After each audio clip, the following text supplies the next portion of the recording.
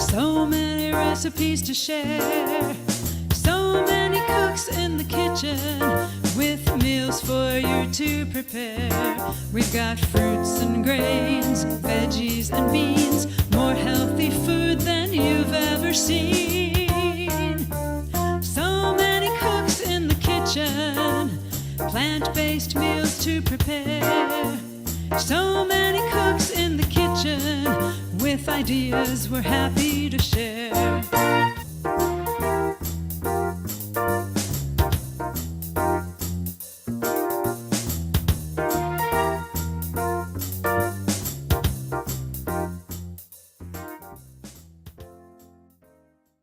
Welcome to So Many Cooks in the Kitchen and our April show, So Many Carrots. My name is Dilla Barman. I'm in North Carolina, and for those of you who've been with us, welcome back. And if you're new, special welcome to you. We've been doing these shows ever since the pandemic, shortly after the pandemic began. So it's been about 4 years. Every month we've been doing a show. All of us are Physicians Committee Food for Life instructors. Food for Life is a nutrition education program. Check out fflclasses.org, check out pcrm.org, and see what classes are available in your area. We have classes in many countries of the world, many states of the United States. And we also have online classes, people who are delivering their classes online. So check us out. So a handful of us are cooks in the kitchen, and we go kitchen to kitchen preparing dishes. We have different themes, and this month the theme is carrots. It's a great choice, I think, for the spring, for April. Today we'll be making a variety of dishes. We'll be making a carrot cake, carrot chowder, carrot top pesto, carrot fries. And I want to remind you, our dishes are all healthy. We use no or very limited oils and limited additional fats, all plant-based vegan. Carrot bacon and lox, again, whole food plant-based vegan, and more. I'm excited about my dish. I grew up, my parents are immigrants from India, and my mom would make her carrot halva. When I grew up, I realized there's another halva which comes from the Middle East. I also like the Middle Eastern halva. It's totally different. It's more a paste. It's a very sweet paste. But carrot halva, it's in Hindi, it's gajar ki halva. Gajar means carrot. So gajar ki halva is shredded carrot that's been cooked. And generally, I think the way my mom would do it wasn't particularly healthy. I think she used whole, cow's milk, and she may have used some oil or some ghee, which is clarified butter. I don't do any of that. I'm really pleased with my recipe because gajar ki halva is something I have very fond memories of growing up. It tasted great. And I've been able to come up with a gajar ki halva, which reminds me of my mom's. It doesn't have the extra fat or the sugar. Mine doesn't need any sweetener whatsoever. And I think mine is pretty close to what my mom's was without all the added sweetener and fat. So I invite you to try this at home and see what you think. And those of you who have had traditional gajar ki halva, see what you think about this version. I think you'll like it. So today we're talking about carrots, and carrots come in a whole variety of colors. So you can see, we think of orange carrots. I just bought these a few minutes ago. They come in other colors. The purple ones you see near the top of the plate are some of my favorites. They have a really interesting flavor. I think of it as kind of a perfume-like flavor. So today I am using orange carrots. That's the traditional carrot that my mom would always use. Carrots are, of course, high in beta-carotene. You've heard growing up, I'm sure, and you tell your kids, if you have children or grandkids, that is good for your eyes, which it is. It's great for vision. It's great for skin. It's wonderful for your immune function, and it's high in many vitamins, A, K, and C. It's a great source of potassium and manganese, high in fiber, low in fat. You want to store it in cool, dry conditions, and they last for a long time. I just put carrots in the crisper drawer of my refrigerator, and they can keep for certainly a couple weeks, no problem. Okay, so they're great.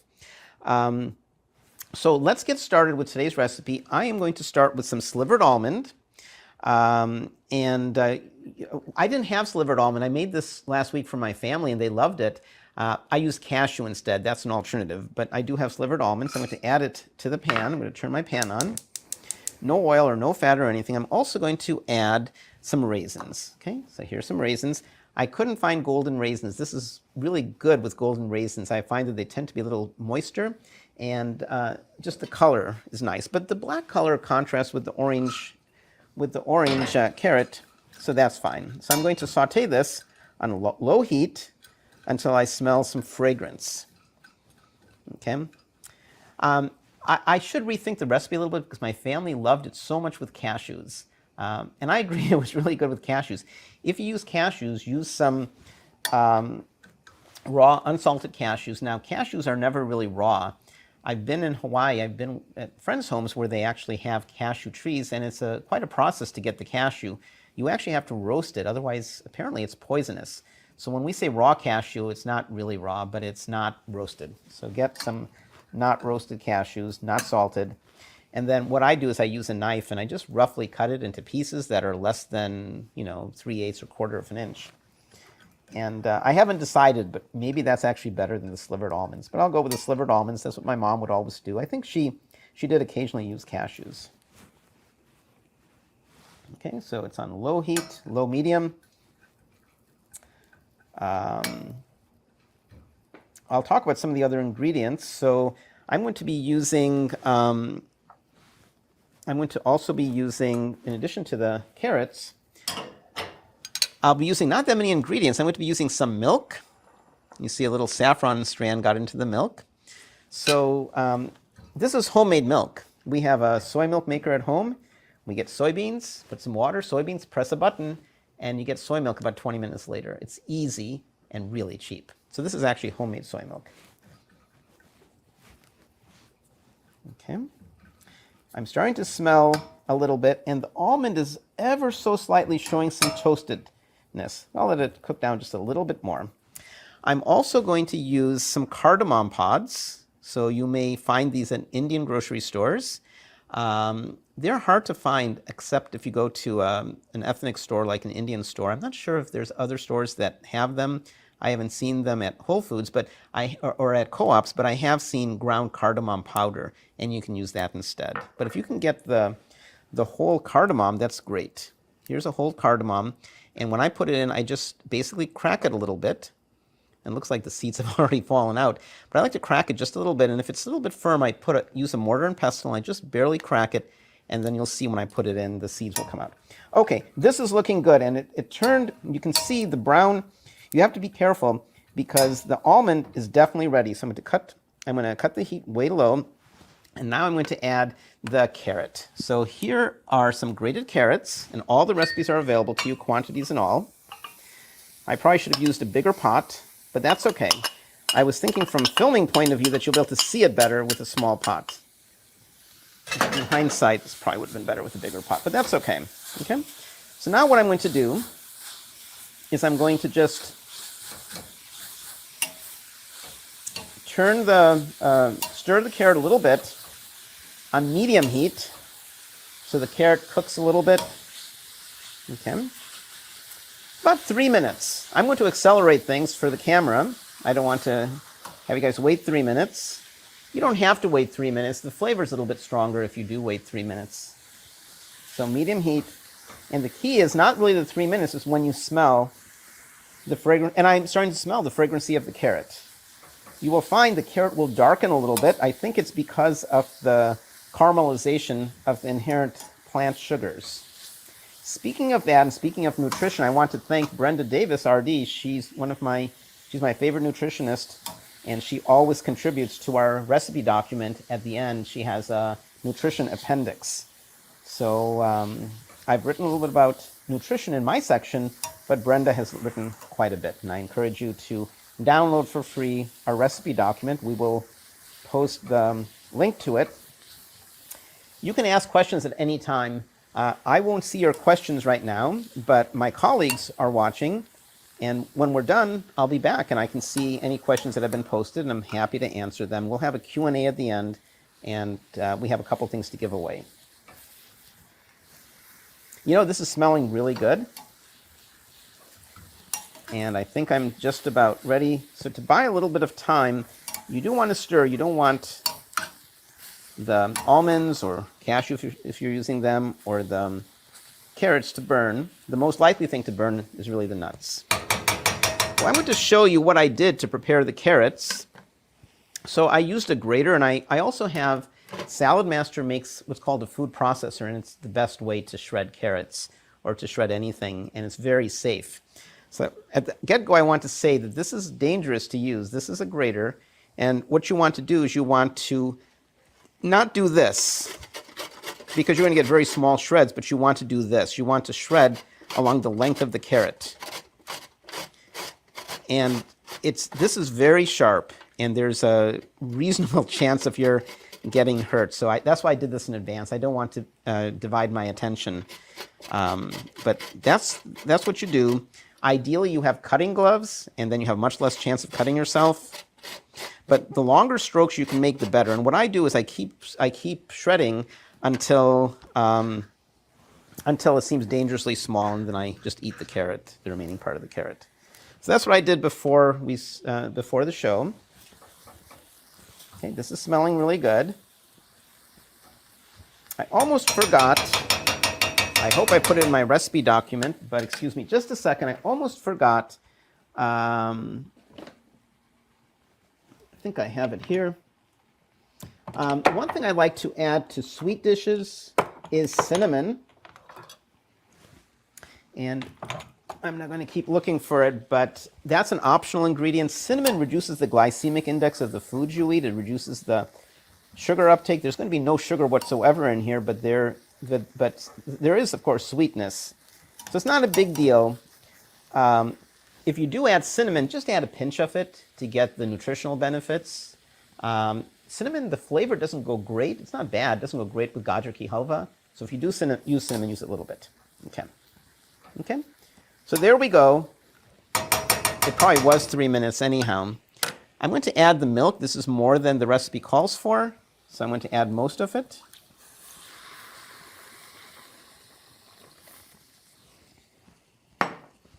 And you can see we have a slurry. And there's different ways to make gajar ki halva. Some people like it really dry. It's not really a stew or anything like that, or a moist compote. It's a little bit like a moist compote. But I like to add a little extra milk because you can cook it down. And here's the thing: when you are cooking, if you have extra milk, this is best served warm, not right off the stove, but after it's sat for 10 or 15 minutes, or cool. And as you have extra milk, when it cools down, it will absorb the milk. And if you don't have enough milk, it becomes a little too dry. So I'd rather err on the side of too much milk. I use soy milk. You can use any plant-based milk you'd like. Okay, so we're letting that cook. I'm also going to be adding some cardamom. So here's the cardamom pods. So you can see about 20. There's a lot more than 20, but I'm going to add it anyhow. I'll add most of it. Okay, so there's the cardamom seeds, and I'll add the cardamom pod. Cardamom adds a really nice flavor. And is it worth going out of your way to find? You'll easily be able to find dried cardamom at a better grocery store, but you can skip it if you have to. But I love the flavor of cardamom in the gajar ki halva. Okay. So I'm going to add that. Optionally, you can add a little bit of salt. I usually skip the salt, but traditionally you add a little bit of salt. And then if you want, some people when they make gajar ki halva, they add milk solids. And that gives it kind of an extra chewy consistency. If you decide you like that, what I found can work is a little bit of almond meal, which keeps it gluten-free, by the way. But I don't think it needs it whatsoever. So some almond meal, if you want. And then in parallel, I've made some date paste. I took 3 dates, and I let it soak in really warm water for 10, 15 minutes, and then I blended it. And I got this date paste. You can see it's pretty... That's the consistency, which is pretty much what you want. And you can change the consistency by adding more water or less water. Okay. So I tell you, this doesn't need a sweetener. The carrots are so sweet, but I'm going to go ahead and add the date paste anyhow to give it some more sweetness. There's the date paste.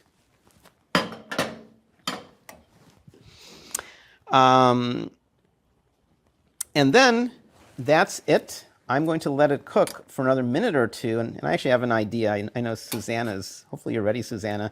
I think I'm going to introduce her a little bit early and then maybe have her come back to me. I'm going to then add saffron and vanilla at the very end. But let's go ahead and do that. I'd like you to see the finished product. It's not as liquidy as it is right now. Let's get a quick look. And then we can come back, in 10 minutes or so when Susanna's done. I'm going to reduce the heat to low. I want to cook it for maybe low to medium, maybe for 15 minutes. So by the time she's done and comes back to me, it won't quite be 15 minutes, but that's fine. So let's do that. Let me introduce, hopefully Susanna's ready. So let me introduce Susanna Dickman in Indiana. She's going to be making a carrot cake. And then Susanna, if you don't mind when you're done, pass it back to me and I'll show you what the carrot halva looks like. And I think Janin is next, so I'll introduce her. So take it away. I'll see you guys in maybe 10 minutes or so. Thanks, Dilip. I can't wait to see your finished dish. Hi, everyone. I'm Susanna Dickman from Evansville, Indiana. Thanks so much for spending your Saturday with us. You can follow me on Eat Plants Be Well, both on Facebook and my website, and join my husband and I on most Mondays, where we make a delicious plant-based dish for Meatless Monday, Evansville. Today I'm going to make a dessert that I made for Easter this year. It uses one of my favorite vegetables. As you guys are seeing, we're focusing on carrots. And I wanted to just give you a shout out. I think it was our first year when we started So Many Cooks in the Kitchen. And we had carrots before, and I made carrot dogs. So you might want to go back and look at that. I love everything carrot. Today we're going to make carrot muffins or carrot cake. And I went ahead and made a batch earlier this week so that I could share the final product with you. And my family ate them all. Thankfully, I was able to save one to show you the finished product. And you'll have the icing recipe. I actually have two different recipes that I like to use for the icing. One is cashew based. This is a tofu based. And it's a great combination. So this is what we're going to make this afternoon.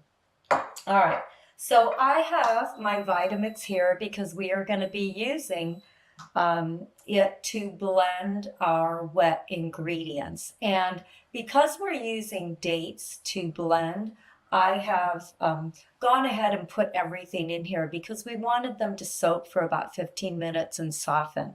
So in here what I have are dates, and I just buy a big bag of dates, the mature dates from Costco, because we love to snack on them. We love to use them as a sweetener in baked goods. I have some raisins in here, some soy milk. You can use oat milk or almond milk, whichever milk that you choose. I have a banana. You want to get a very ripe banana. And I think that's it. Let me make sure because I put this in. Yep, so we've got our milk, we've got dates, we have a banana, and we have raisins, and we have vanilla because we want that vanilla flavor. So I'm going to go ahead and process this, get it liquid.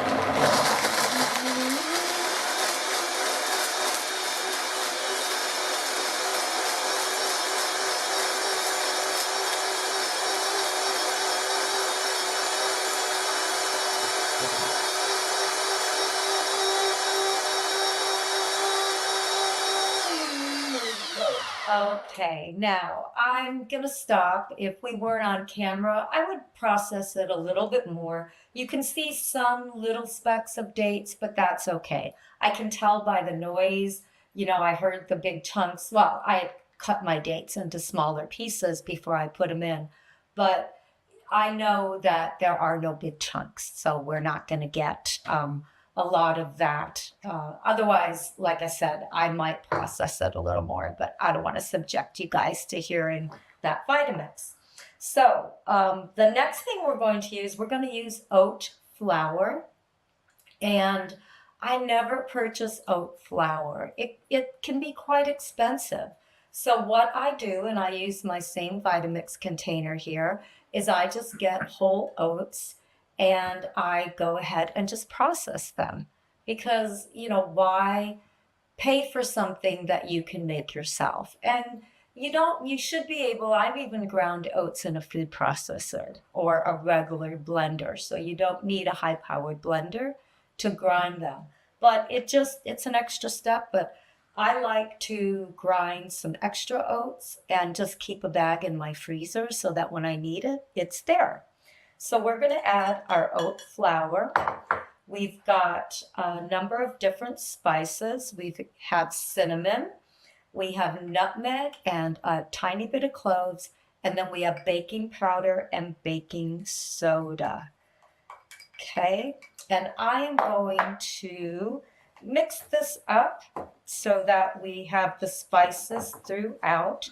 And then we're just going to add our liquid. And see, that's what I love about this recipe too. It's easy. It comes together quickly and they taste so good. It was, it's a great spring, because we know carrots are in season in the spring. So it's a great, great, great, great, great spring treat to have. You can make this into a cake. I would get an 8x8 cake pan. I like to use muffins because then I can take one, on the go and eat it for a snack at work. Or I like to sometimes give them as gifts to people. I also like to use parchment paper liners because they, I never have any trouble with them sticking. Okay, so I'm going to pour in our mixture and then make sure this is completely incorporated. And you can see that little bit of blending did get my dates all processed, so I don't have to worry about that. I'm just going to make sure I get all this out. Easy, easy, easy. I love desserts that are easy. These also freeze well. I think I learned my lesson. Next time I'm making a baked dish for so many cooks, I'm going to take some and put them in the freezer before my family devours them.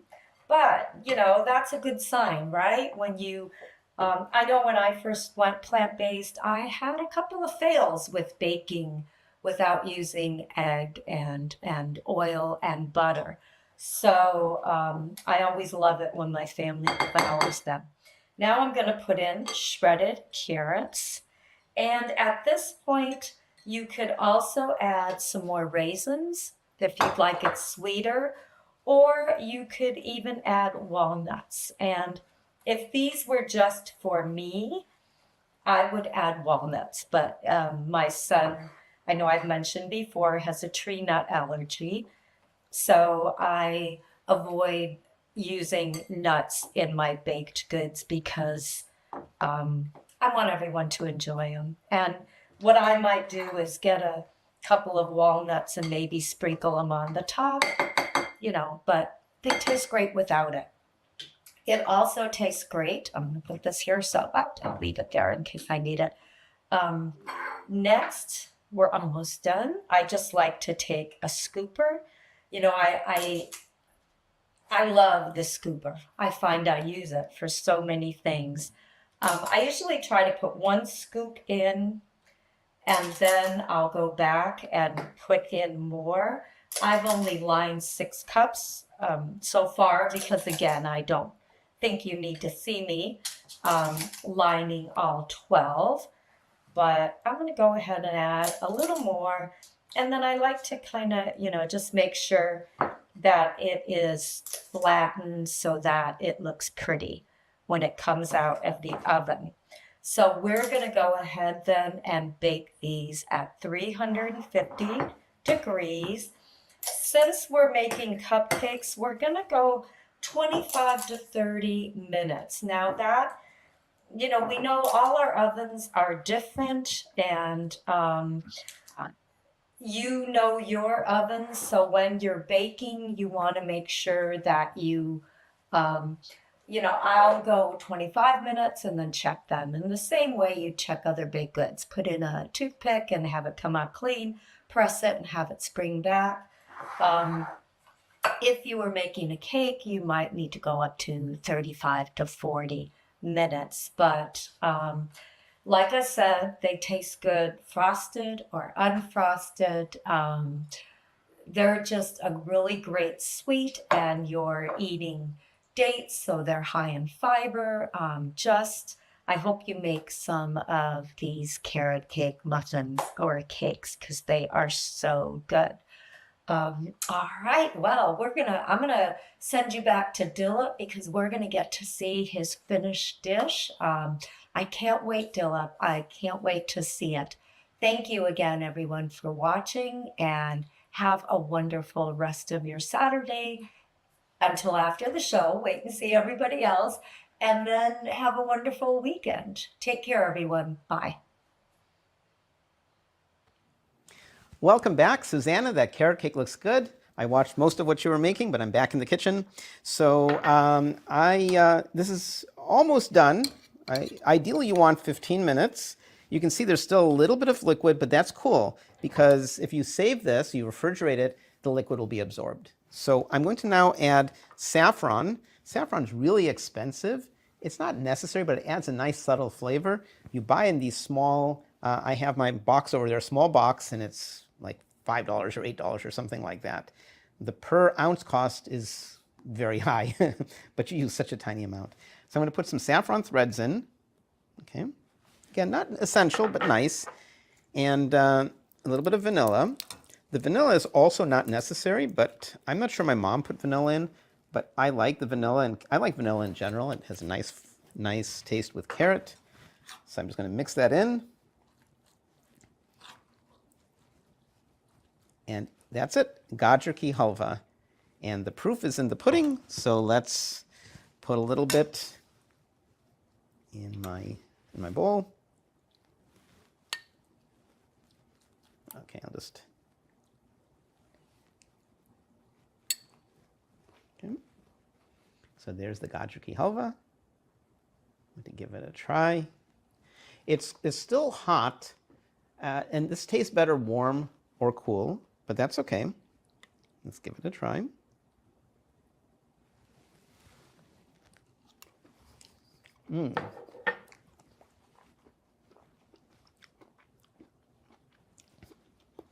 It's really good.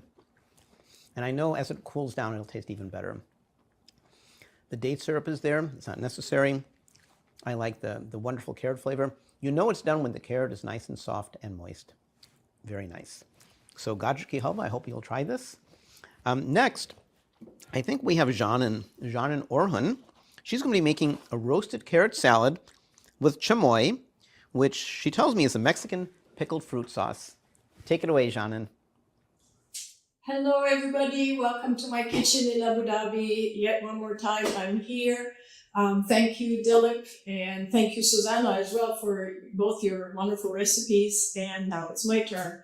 As you've heard, it is the day of the carrots. So today, also my recipe has carrots in it. And I already made parts of it because it is a little longer than the time allotted to us in this show. But I just wanted to share a few thoughts about making this dish. It's from Ottolenghi's Flavor. This is one of my favorite cookbooks. It is just, as the name says, full of flavor. And not everything there is vegan, but I adapt things and change things. And this recipe happens to be vegan, but it uses a lot of olive oil, so I've changed those to our way of cooking. So the major ingredient is the carrot. The carrots I used were about this big, and it calls for making batons. So when you have a carrot, so this was like that, I peeled it and chopped it in half. I used the rest in the recipe already. And it's round, it's hard to cut, but to make batons, and if you really, really want to make batons, you have to work a little. I did not. I chose to have irregular sizes, more or less batons, but here I'll show you. So you take your half of carrot, get a thin slice out of it so you make it flat. And then you take another thin slice out, turn it around, flake it out, and so you make basically a square carrot. Don't throw these. See, I have some here. I had cut the bottoms off so they don't roll when I cut my batons, because they would have been with dips, or you can slice them thinner and make it in a salad or add them in a soup or whatever you want to do. Don't throw those out. So once you have it all squared out, you basically, my carrot is such that I cut it in half, and I have 2 almost equal sticks, and then cut each one of those again in halves. And I have my batons there. If you make them perfectly square, they're perfectly square, and these are just about the same size, and this is what I've used. This is the size I've used for this recipe. So the fun part of this recipe is the sauce, and it's an interesting sauce. Apparently it's a Mexican sauce that Ottolenghi himself has adapted to his liking, and I have further adapted to my liking. And he does say experiment with it as you wish, so I did. The other ingredients in this recipe are apricots. They are sort of championed as well. Almonds, mint leaves, dill, lime juice, some garlic, and the garlic goes in the sauce basically. And sumac. Sumac is a widely used Middle Eastern spice, which is sort of sourish. It's a lovely addition to salads or on top of rice if you want to sprinkle it. It's very widely used in Middle Eastern cooking. And the other one is Aleppo pepper.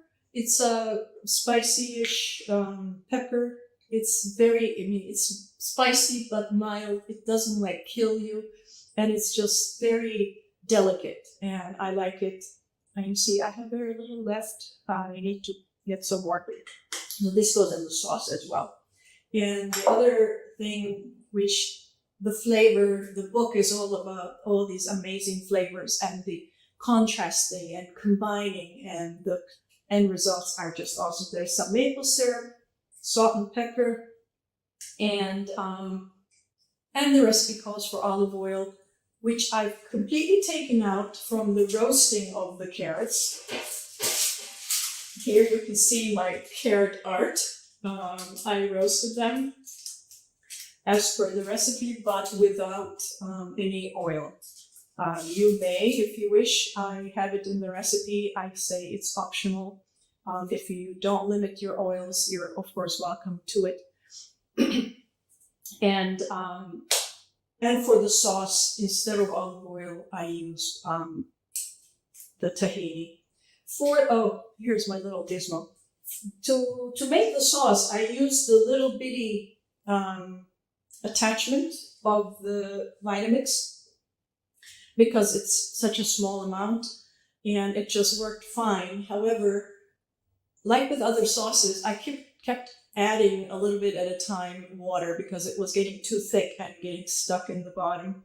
And the final product I made came out almost like a mustard, which is here. And I actually thinned it further to coat the carrots with, but the flavor is just amazing. So here it is. Recipe says that once you've oven roasted your carrots, you should immediately mix it with this chamoy or chamboy sauce. and leave it for 20 minutes aside so that all the flavors get combined and they get to know each other, let's say. So here's my carrots. They've already been, they're out of the oven and they've been sort of marinating in this chamoy sauce, my way. And they look lovely. And the sauce is just, it's wonderful. I would have never thought to put apricots, lime juice, garlic, pepper, and oil, which I have substituted with tahini in my version. And it's a lovely, lovely sauce. So I'm going to just assemble it for you. Remember, all the recipes are online, and if you have any questions, ask them now or ask them at the end. We'll be taking questions later. So these leftover ones, they are wonderful with this thick chamoy sauce. The sauce has got this wonderful apricot aftertaste, but then the spice, the bite from the Aleppo pepper, the tanginess from the lime juice, and also the earthy, tangy flavor of the sumac, salt and pepper. It is just delicious. So here are my roasted carrots that have already been coated and marinating for 20 minutes with the chamoy sauce. I'm going to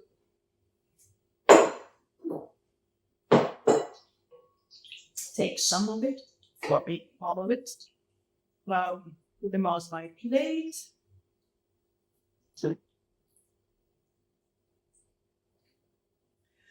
And sprinkle a little of this.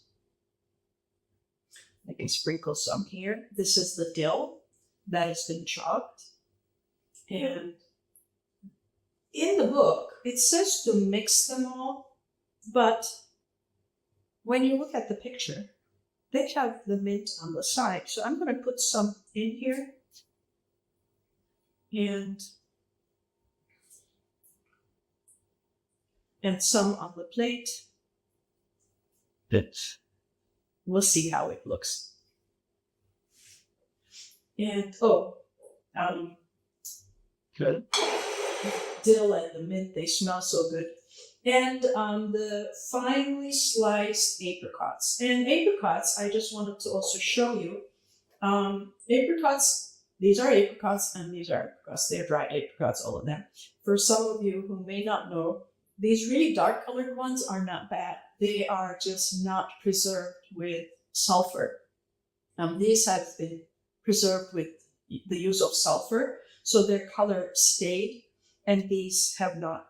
I have chosen to use the unsulfured ones for this recipe, and also in the sauce, the chamoy sauce, I use the unsulfured ones. So if I had used, I guess, the darker ones, the sauce may have been even darker. But so here I put the sliced apricots in there. Maybe I'll save some to put on top. So the dill is in there. Some of the mint is in there. Let's do some more. I'm gonna tear them a little because they're so big. There you go. So I'm mixing some, and some I've put without mixing. So we can put some here. And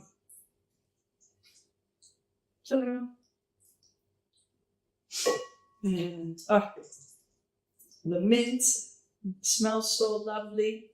This is, I have the recipe that's online because we are only 2 people. And so here's that's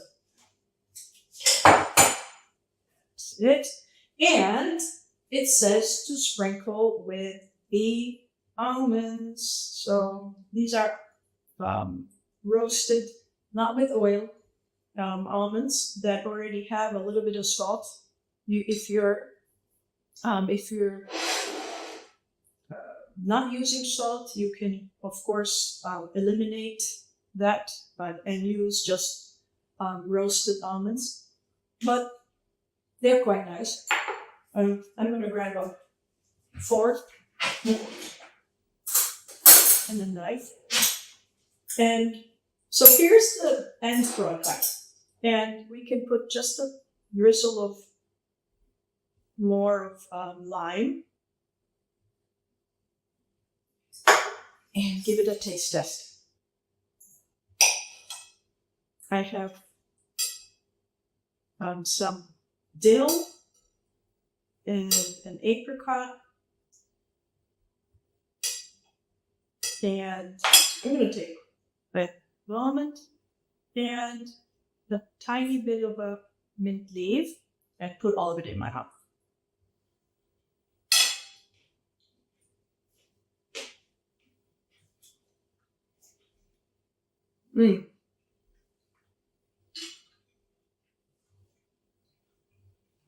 This is so good.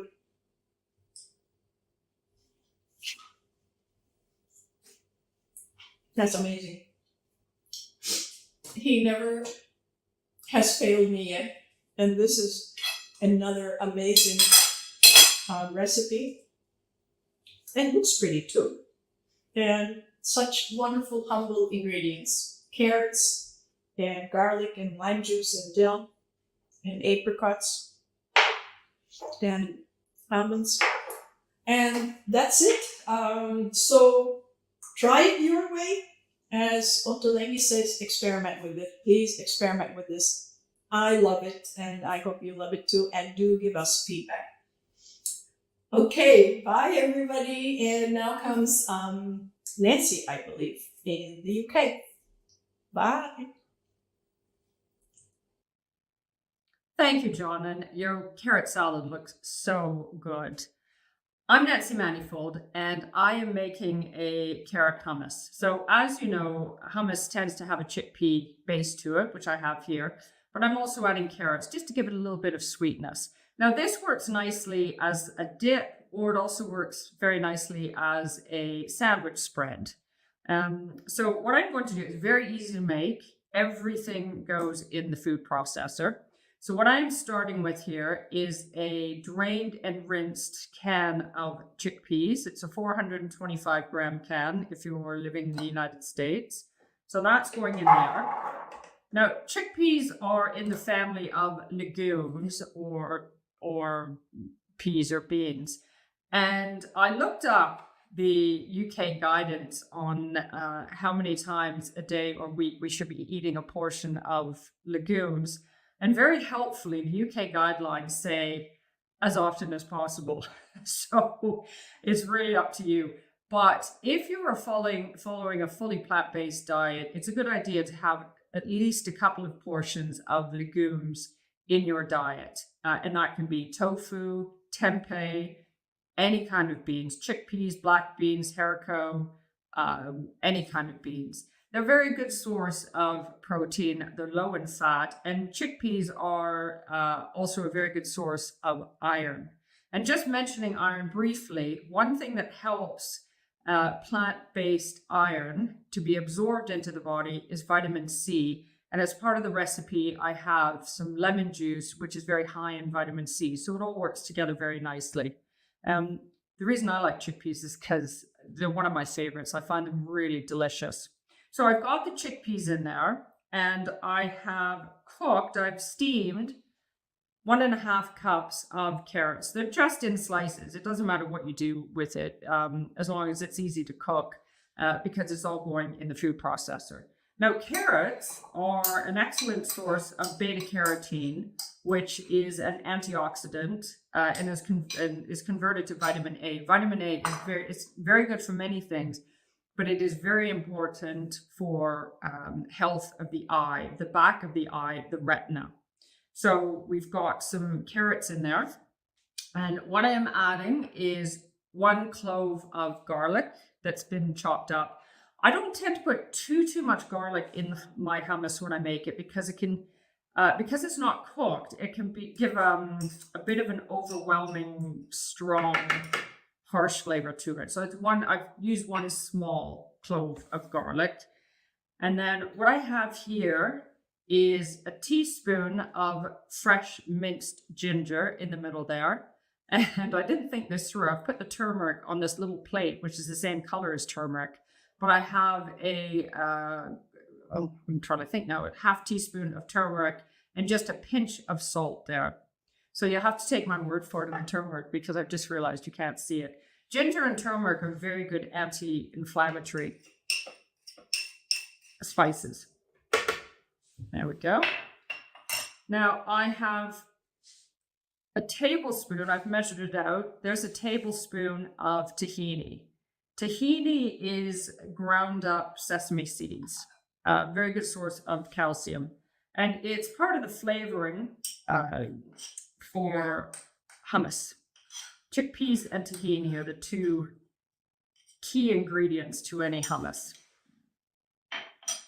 And finally, well, almost finally, penultimate, I'm putting in a tablespoon of lemon juice. The final ingredient will be water, and I'm going to add that as I blend. There we go. So I'm going to turn this on.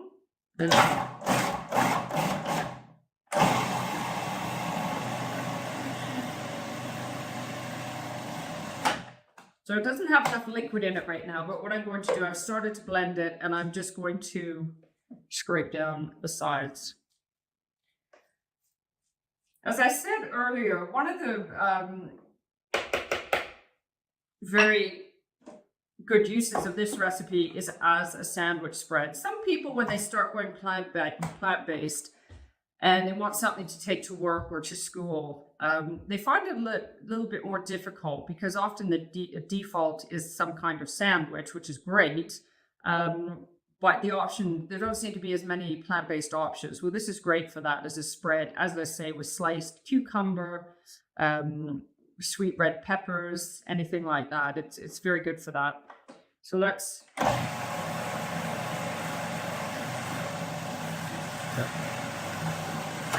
And now what I'm going to do is slowly add some water to get this to the consistency that I want.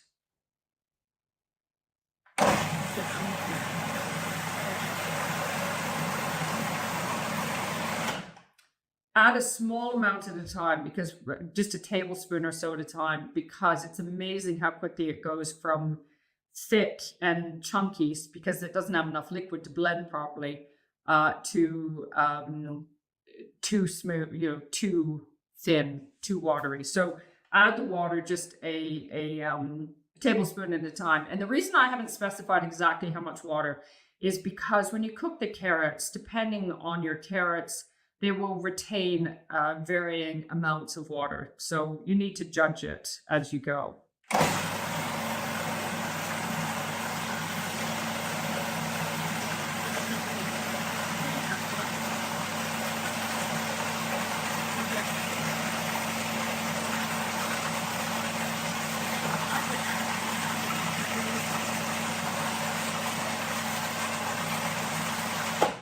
There we go, that's looking nice. So you can see how quick and easy it is. It does take a few minutes, I will grant you, to cook the carrots, but it doesn't take that long. And because the carrots don't have to be done in any fancy way, it's very easy just to chop them up into chunks. So there we go. So we have our carrot hummus in my nice blue bowl. Food tastes better when it's presented in a nice bowl, by the way, just as a culinary thing. But there we go. So we have some nice carrot hummus, very sweet. Well, not too sweet, but a little bit sweet and a little bit tangy with the ginger. So I hope you enjoy that. And let us know how you get on if you try that. And that's it for me. Thank you very much. And I'm going to hand you over to Cody, who is going to show us how to make her carrot fries. Thank you very much. Hey, Nancy, how are you? That looks like a wonderful carrot hummus recipe. I bet my girls would love to try that. It just looks so good. So great to see you. Welcome, everybody. I'm Cody Stubbe, and I'm in Omaha, Nebraska. And I have a special guest for you guys today. Surprise! I got my daughter, my oldest, Ava. So thanks for joining me, Ava. Yeah, bet you guys are wondering how long I was sitting down there for. I hope your legs are okay, huh? I'm fine. You want to talk about what we're gonna make today? We're gonna be making carrot fries. Yeah. So who loves carrots? All of us. I know, right? Even the dog. Our dog eats carrots. She loves them. It's absolutely one of her favorite treats. Doesn't she love it? Like she loves to do tricks with them and everything, doesn't she? Yep. Well, we like to make things simple in my household. Instead of getting a whole carrot and cutting it up, which you can easily do, we decided to make it a little simple and show you a little trick is to get these. These are like carrot sticks. They're already like perfectly sized, right, Eva? They worked out really good. We did a trial batch earlier today. Well, we did 2 trial batches. Yes, and we'll tell you the difference between them in just a minute here. But if you want to go ahead and open this one and dump it in here for me. Or I can cut it. That works too. Either way, yeah. Sometimes the scissors do not like the carrot bag. There we go. So I'm just going to put it in a salad spinner here. It's always a good thing to rinse off any veggies that you use. Help me out. Thanks. Make a good team, Eva. I think last time we did a cooking, well, let's see. That was the cruise that you kind of joined us a little bit, right? I was the food taste tester. I didn't really cook. Yeah. And if you don't have a salad spinner, you should get a salad spinner. Not only does it work, these are ridiculously fun and it sounds like a washing machine. Yeah. For vegetables. It is pretty fun. Oh my goodness. First, I like to just rinse it off and drain it. You took the water off. Oh, that thing's gonna go. Nope. Okay, and then it has this extra little basket in there. And a nice little lid. Don't forget to seal it. Yeah, seal it. You want to spin it? Yes, I want to spin it. It's really fun. Here, I'll skip this over. You can put it on there. Okay. It might wobble a little bit.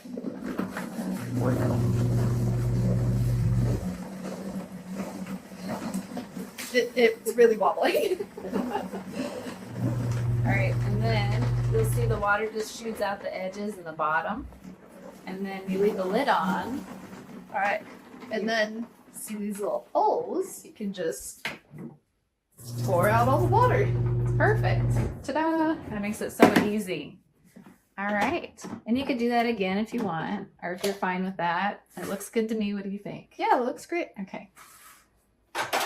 All right. And then I kind of like to look through my carrots, make sure there's no bad spots. Like here's a black spot. I'm just going to rip that part off. I think that looks good. Do you want to take half? Yeah.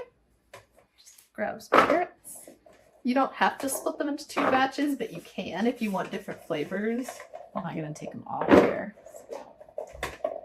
Yeah. When we lay these out, we want just a thin layer, 1 layer thick. So I'm not going to do all of them. These are just leave something. Yep. And then a little more for later. Yeah, maybe for some hummus later or something even.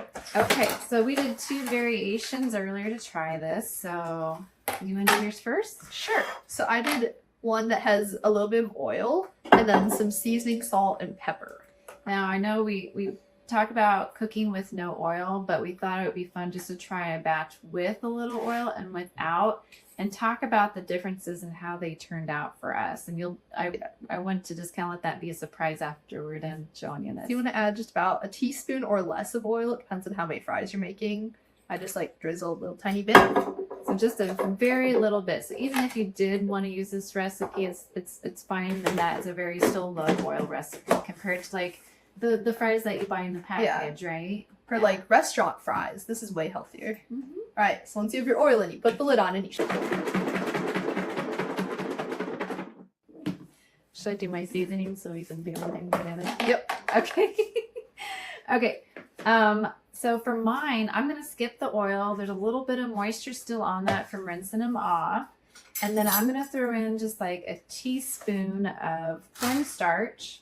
And there's different kinds of cornstarches you can get.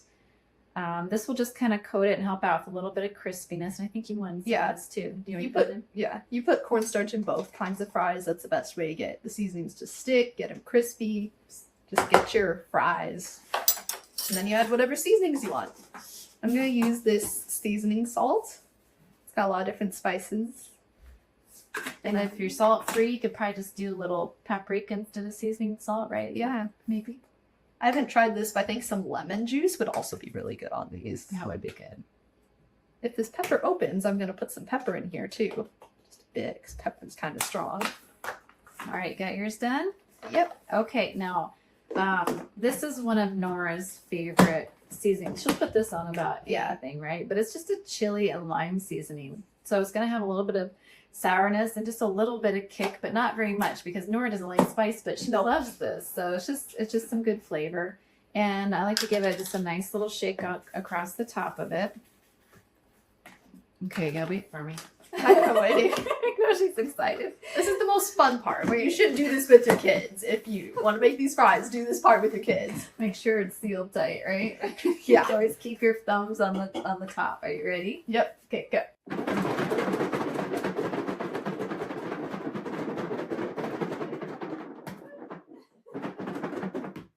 Let's see if that works. Yeah. Perfect. It coated it so nicely, didn't it? All right. Now, you'll put yours on half, I'll put mine on half.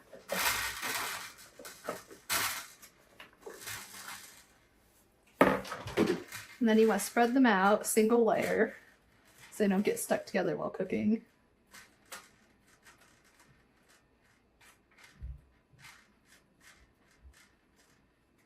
There we go. It's pretty good. And it looks great. Okay. Let's see. Where's the towel, Ava? You had the towel last. All right. Okay, so then you can put it in your air fryer. This is the kind we're using today. I absolutely love it.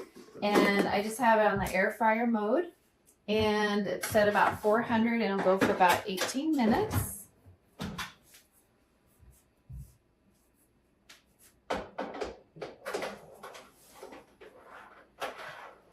Okay. All right, so that's gonna be cooking. And it's gonna smell great. It's gonna smell like hot carrots in your house. Who doesn't love hot carrots? Yeah. So we won't make you stand here for the full 18 minutes and watch it. So that's why we thought we'd have a batch all ready to go for you. So this was mine without the oil. This is yours with the oil. And what did we conclude afterwards? What did we think? The ones without the oil get crispier. That's more of your traditional like fry. Plus the seasoning, the chili lime seasoning is better. It's really good. These ones are really soft. They're still good. They're just not crispy. So if you're looking for more of a crispy fry, don't use the oil. Mm-hmm. Which is interesting because that's not what I would really think of, but it's interesting how it turned out. They're still good, but it's just a different way they're cooked. Now, if you want them softer in the middle, you may want to cook them a little bit longer. These have still a little bit of a chew to them, right? So we may want to put them in later to re-crisp them back up for the family, but they're delicious. Mm-hmm. I like the sourness of the chili lime. It goes good with the carrot. I never would have thought of that before. So yeah, but anyway, this is what we made for you guys. It's easy to change up any kind of seasonings that you like. It's easy to make without oil, and it's delicious. It's healthy. It's a great source of antioxidant, especially. Do you remember which one's in the carrot? Beta carotene. Beta carotene. That's like kind of in the name, right? Yeah. Yep. So it's pretty awesome. Anything else you want to say about carrots? Everybody loves carrots. Your dog loves carrots. Feed your dog carrots. They'll love it. That's right. I probably wouldn't put the seasoning on the carrots. So I don't know about that, especially with chili. Yeah, no, not chili.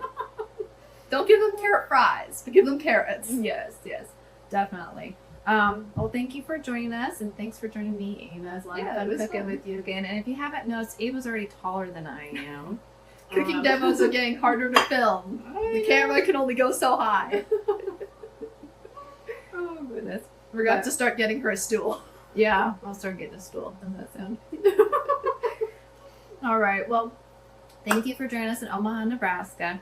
And now we're going to pass it over to Sarasota, Florida, where Tammy is going to show you how to make a carrot lox. So I'm really excited to see that recipe and see what she's got going on. I think we'll get to see her new kitchen actually. Ava. Yeah, I'm excited. Yeah. All right. Well, thanks for joining us. Bye. Bye.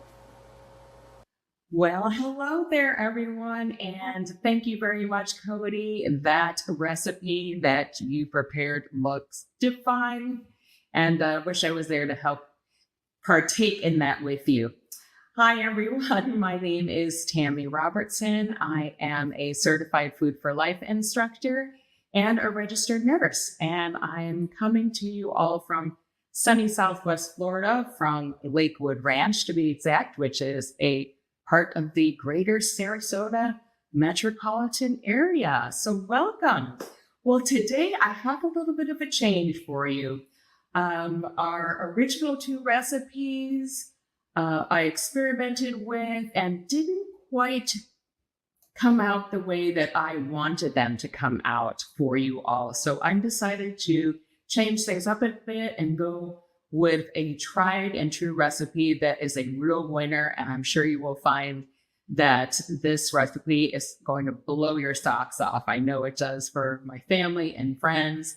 And this is a wonderful recipe as well because we are going into the summer season. And here in Southwest Florida, we're already in summer season, but for the rest of you, just keep this in mind as well. For those warmer summer months, you're going to love it. So today's new and changed recipe is carrot apple salad. So let's get down to our ingredients here. So we have 1 Red Delicious apple and a Granny Smith apple. And I've saved some of this Granny Smith apple so that I can actually demonstrate to you how I cut these up. And then we've got our lemon juice, and we've got some matchstick carrots. We've got a yellow onion. You can use a sweet onion as well. And that is very finely diced. We've also got some beautiful cranberries here. We've got some non-dairy vanilla yogurt. And we've got some mayonnaise that it is plant-based. You know, you can make your own, and PCRM has a wonderful recipe out there for tofu mayo. And then we've got our seasonings, sugar, salt, pepper, and then last but not least, we've got our mandarin oranges. So what I have done is I prepared a little bit our apples. So I cut them into like matchstick size, and I'm going to get closer to the camera to show you exactly what that looks like. As you can see here, they're matchstick size, and I have actually left the skin on. The skin is where a lot of the nutrients are, but I want to show you how to actually cut this up. And so here's a half of the Granny Smith apple here. So I'm just cutting it into very thin slices. And then from there, we'll put it all together. So once I get these thin slices like this, see how thin that is? Pretty thin. Then I'm going to take it and turn it and cut it on the side. And then cut it again. So you get these teeny tiny little matchsticks. So that's how we're doing that. And I'm going to put this into our bowl. And we're just going to repeat. And so these that are already in there have been sitting there for a while. And I wanted to let you know that, you know, the second step after you cut them is you want to use some lemon juice, and you want to be sure to coat all of the matchstick pieces with lemon. And why we do that is because an apple, like so many other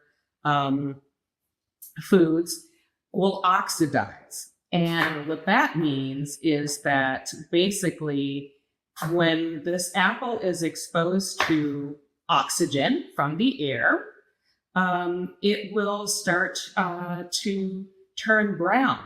That brown pigment is something that we call, that's something that is called melanin. And it has been defined as something like an enzymatic browning. And they believe that the purpose of this enzymatic browning is it's a form of plant defense to help ward off pests and pathogens like certain types of diseases. So that is why they will turn brown, just like some other foods that you don't get some lemon out of right away. Avocado is one of those as well, if you don't put any citrus or anything on it. And that is an antioxidant, and that will help to prevent the oxidation. So now that I've chopped up this has got a little bit of lemon juice in it. I'm just going to pour the rest of our lemon juice in it. And then you want to let this soak for about 5 minutes in the lemon juice. You want to stir this really well in your separate bowl, because you want all that lemon juice to be sure to get into each and every single little matchstick here without actually drowning it. So I'm just going to give this one final stir here, and then we're going to set this aside for just a moment. Again, these have been sitting here. I pre-prepared some of this for you, so these have been sitting here. I'm just making sure that those new Granny Smith apples. So as you know, Red Delicious and Granny Smith is like that really kind of tart apple, and combined with the Red Delicious which isn't the most sweet of the apples. It's somewhere in the sweetness on that kind of higher side. But you can also use Granny Smith with like Fuji or Apple Crisp or whatever type of apples that you like. I have also used sweet pears like Bartlett pears, your brown pears, your red pears. There's all different types of pears that you can use as well. So there are substitutions that you can use if for some reason that you're preparing this dish and people don't like apples. So that is a great substitute for that. So then what we want to do is we want to take our carrots here, our matchstick carrots, and take our big giant bowl here, and we're going to put our matchstick carrots in here. Okay. And then basically we're combining everything now. We're going to put in our diced onion. Again, onions are really good. Just make sure to get your diced onions very small, a very small dice that you'd like there. And your sweetened dried cranberries. And then we're going to add, at this point, we're going to add in our apples that have been sitting around and our juice. All right.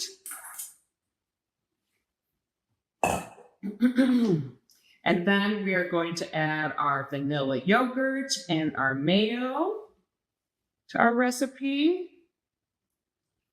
There we go. And if you can, try to get your produce organic. If you cannot, don't worry about it. The most important thing is that you actually get the produce into your body. You got to get those plants in your pants, as I always tell my students.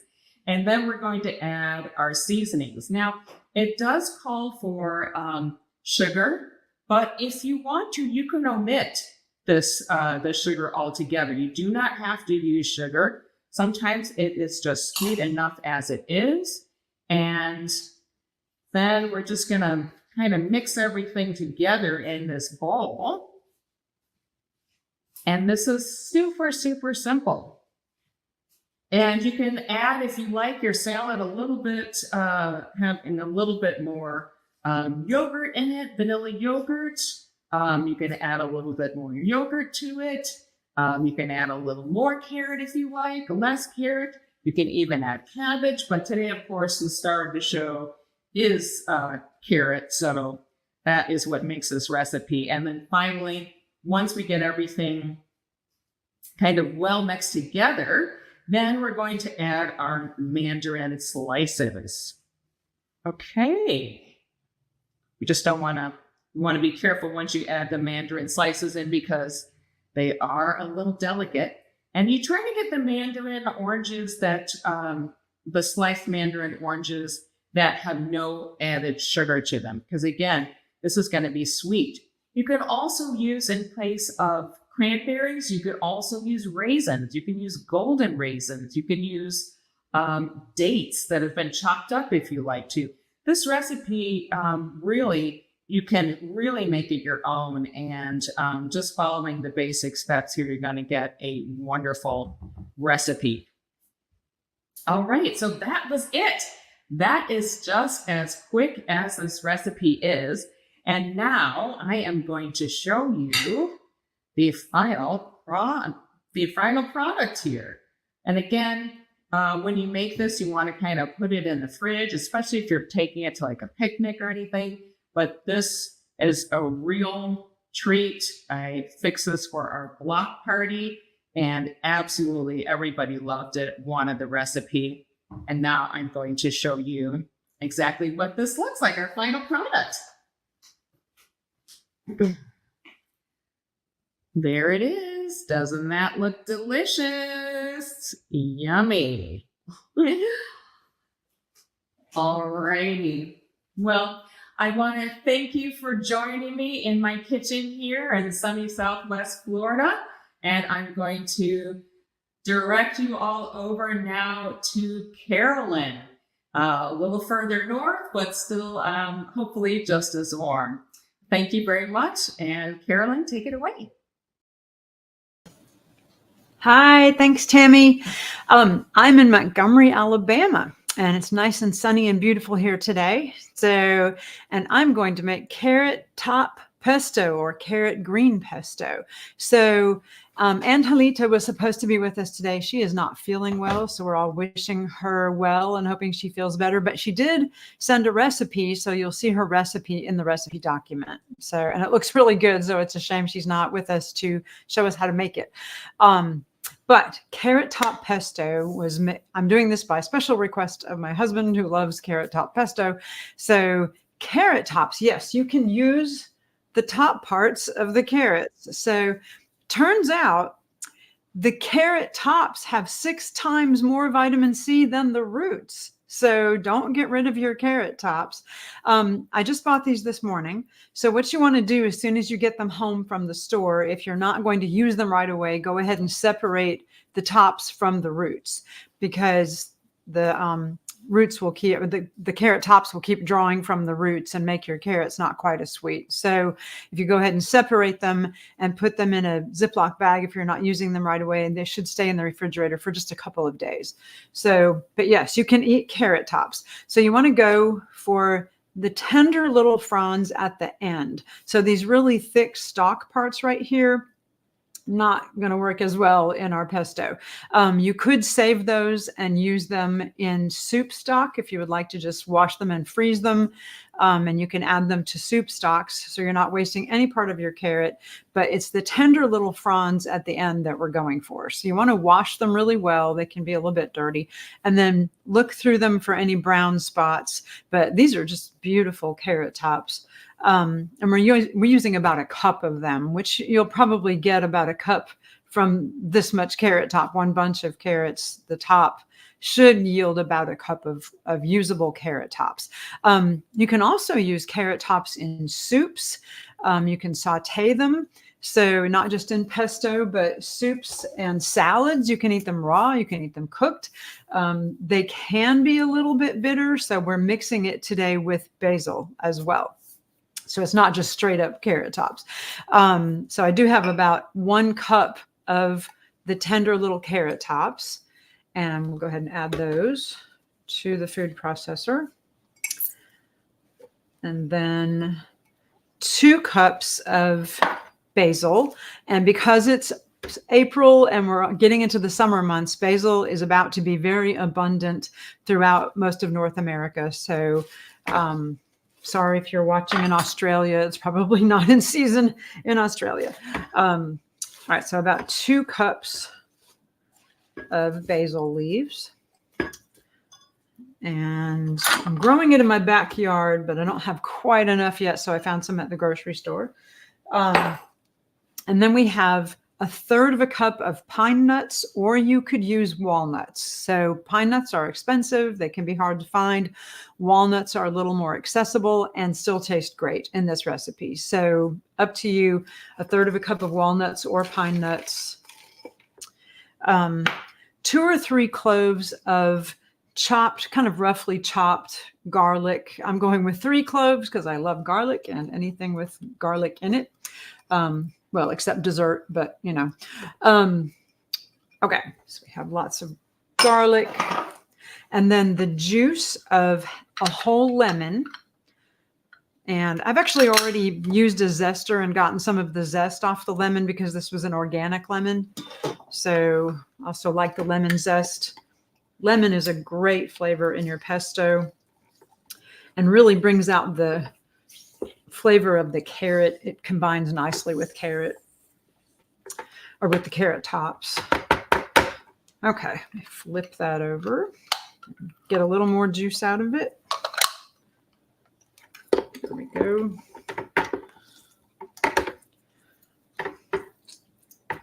Okay. Whoop. And let me get the other side of this. Okay, so we get the whole lemon, all of that juice in here. And then an avocado, half of an avocado, not a whole avocado. So in traditional pesto, there's an awful lot of olive oil. So we are not using that. We're using an avocado instead. So this is actually a really nutritious recipe because carrots are just loaded, carrot tops, the carrot greens are loaded with vitamins A, C, K, calcium, iron, of course, lots of fiber. And like I said, they have 6 times more vitamin C than you'll find in the roots. But then the avocado actually has magnesium and vitamin B6. I mean, there's a lot of great things about avocados as well. And they are not a processed source of fat. So, but it is going to help make it very creamy. So we're just using half of an avocado. And so the best way to cut an avocado, I've seen so many TikTok videos of people cutting avocados, and it just makes me want to scream every time I see somebody cutting one and taking it and holding it in their hands and taking a knife right toward their hand. So please don't do that. Put the avocado down, find where the top is, the bottom, and go from North Pole to South Pole on a cutting board. So we're going to cut from North Pole to South Pole and all the way around while you put it on the cutting board and keep the knife away from your hand. And then when you cut it all the way through, you can hold it up and just twist it apart and open it. And then this looks great. Luckily, I had a few spares just in case this one was bad when I opened it. But you know how avocados are. They're not ripe, they're not ripe, they're not ripe. And then all of a sudden they're ripe and then it's too late and they're mushy. So once you let them sit on the counter to ripen and it gets to be just tender to the touch and not mushy, that's when they go in the refrigerator. And they'll last for a few more days in the refrigerator. And then you can also easily remove the pit with also, not cutting toward your hand, but taking a knife as the avocado is laying pit side up and just give it a light tap with a knife and turn it, and you pull the pit right out without having to threaten your hand with the edge of the knife. So, okay, so we're going to take it's a little bad spot, but most of this avocado looks really good. So we're going to put half of an avocado. Oh yeah, this is a beautiful avocado. Something went wrong. Please try again. Oh, goodness. Okay. Not sure why that was talking to me. Okay. Okay, so that's a half of an avocado. And I have a little bit of water standing by just in case we need it.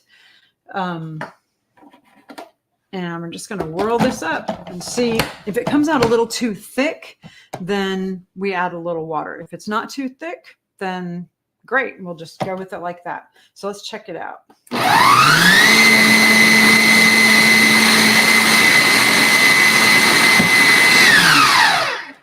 Okay, so you probably have to stop a couple of times and get the lid off. I'm having a hard time getting the lid off of this. All right, so you have to stop a few times and scrape it down because we want it to be nice and smooth and creamy. Okay, so it is going to need a little bit of the water. A couple teaspoons maybe.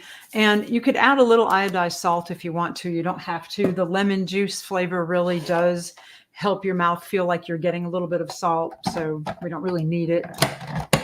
Okay, let's try again.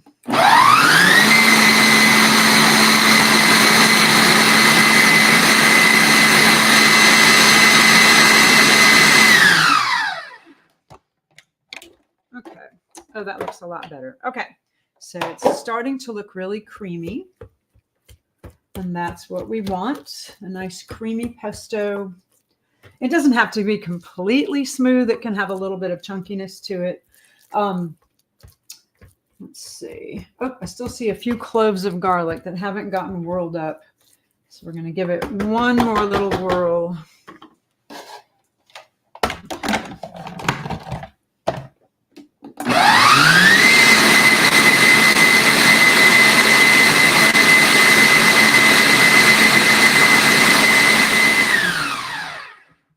Okay. There we go. Oh, yeah. Perfect. Perfect. Okay. So it's nice and creamy. And that just looks fabulous. It smells really, really good. Okay. So if you want to, you could add a little nutritional yeast to this to give it kind of that cheesy flavor. I don't really think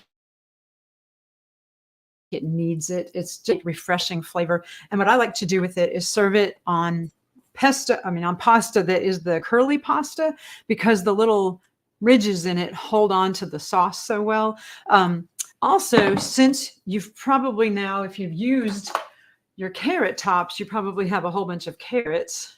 So roast them 425 degrees for about 15 to 18 minutes, depending on the size of your carrot. But it really brings out the delicious flavor of the carrots. And then I've already roasted some, so let me grab them out of the oven.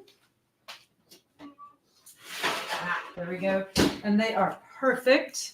So we'll stick a fork and make sure. Oh, yeah, absolutely perfect and tender.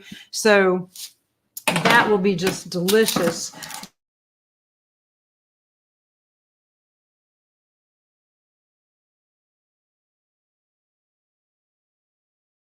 We roast, take the carrots, chop them up, toss. But with the pesto on top, fabulous. And then you can store leftover pesto, although at my house, what in the world is leftover pesto? But we hardly ever have leftover pesto. But if you have leftovers, store it in an ice cube tray that you've covered really, really well, like with plastic wrap or something, or one of those ice cube trays that comes with a lid. And then anytime you make a soup or some beans, you can just take out one of the cubes of frozen pesto sauce and toss it into your beans, toss it into your soup, and you give it just a fabulous flavor and up your nutritional value too with all those great carrot tops. So I think we are going to Q&A. I was going to point out, though, here locally with our Meatless Monday Montgomery, we are about to have a really fun event on May 6th. So if you're in the Montgomery, Alabama River Region area on May 6th, we're having a vegan night at the Cork and Cleaver restaurant, of all places. They are actually doing a whole vegan night for us. And next Saturday, I will be at Alabama Herb Society's annual Herb Day fair, doing a cooking demo of 3 different dishes using herbs. So hopefully if you're in the area, you can join me for that 11 o'clock next Saturday. And we're going to go to Q&A. So I'm going to send it back to Dilip. And remember, ask a question during Q&A and you'll be entered in our drawing. And today we have some really great prizes. Hey, Dilip.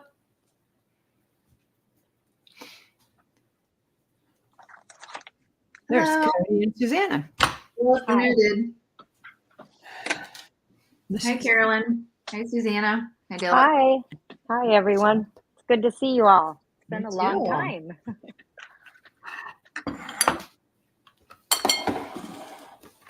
Dylan, you're muted still. Mm-hmm.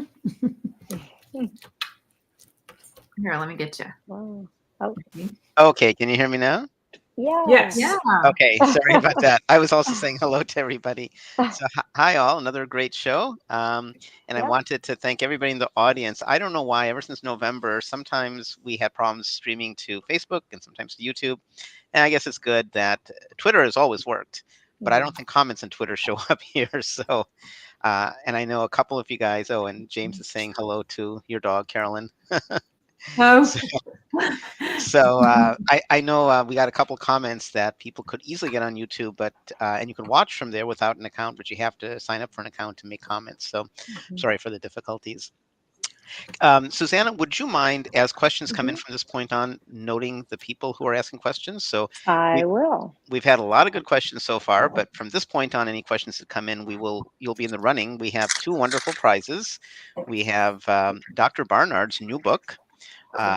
And we also have, what's the name of the book? It's Power Foods or Yeah, power food. I think. something like that. And then Vegetarian Resource Group. I'm pretty good friends with the folks who run Vegetarian Resource Group in Baltimore. They have a lovely magazine that comes out 4 or 5 times a year. So those are the giveaways. So the first question comes in from Game Changer RN, and we welcome you. It sounds like you're new to our show, Game Changer. So thanks for joining us. And the question is for Carolyn. Is the carrot top pesto made to spread completely onto a couple of pieces of bread? Or would that be too much? Oh, that would be fabulous. Also on a sandwich, put it on a veggie burger. I mean, anything you would put pesto on. So like pasta, I'm standing here stirring it into pasta right now, but it's also excellent on sandwiches, veggie burgers, that kind of thing. Question for me, and this is from Janet Doe. What does saffron taste like? It's hard to describe. Saffron, I wouldn't stay away from it because of the price. It's per ounce price is, who knows what it is, like $80 a pound or something. But you use a couple threads. It adds a really subtle kind of, I don't know, anything you don't really taste all the time you call exotics. I shouldn't say exotic, but it adds a little, very slightly bitter flavor. I don't know. Does anybody else have a way of describing it?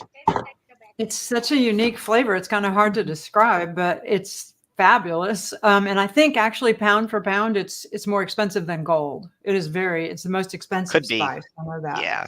So it's great. And saffron you can get in Indian grocery stores, and I think that's probably the best price you'll get.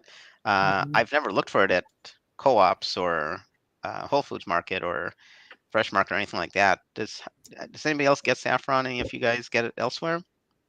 I've been able to find it. I mean, it's just a tiny amount, like you said, at our local fresh market, which is kind of like a healthier specialty store.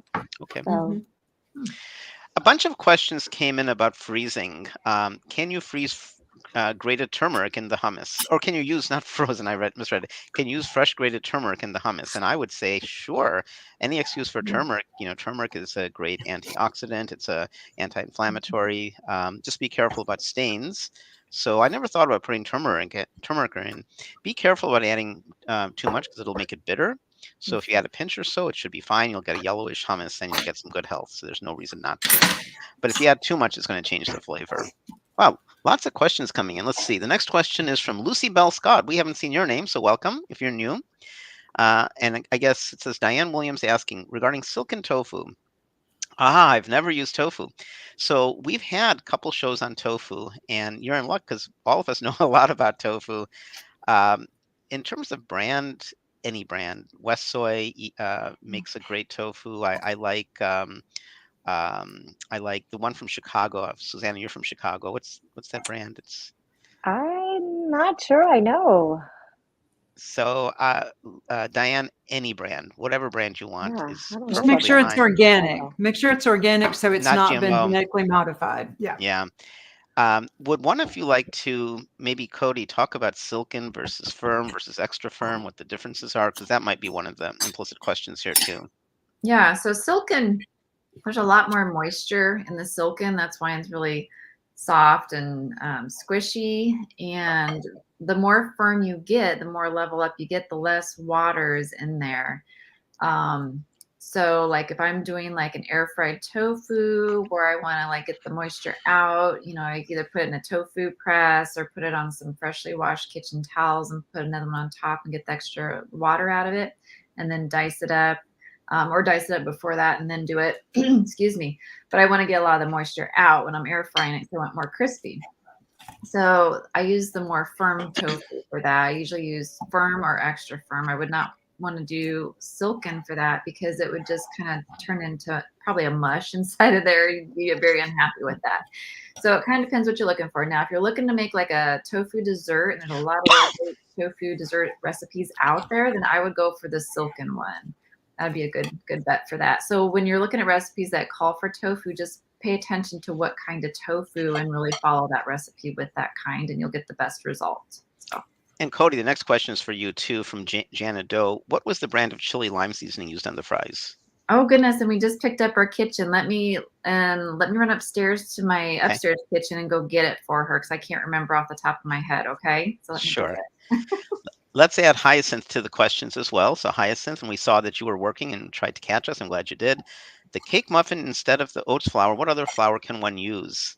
So Carolyn, you're a real expert at baking. Do you want to take that one? Okay, so say it again. Cake flour versus what? Yeah, if you're baking, and what kind of flours can you use? Because I guess the cake muffin was made by. Oh, actually, Susanna should take this because that was Susanna's recipe. I was gonna say. Okay.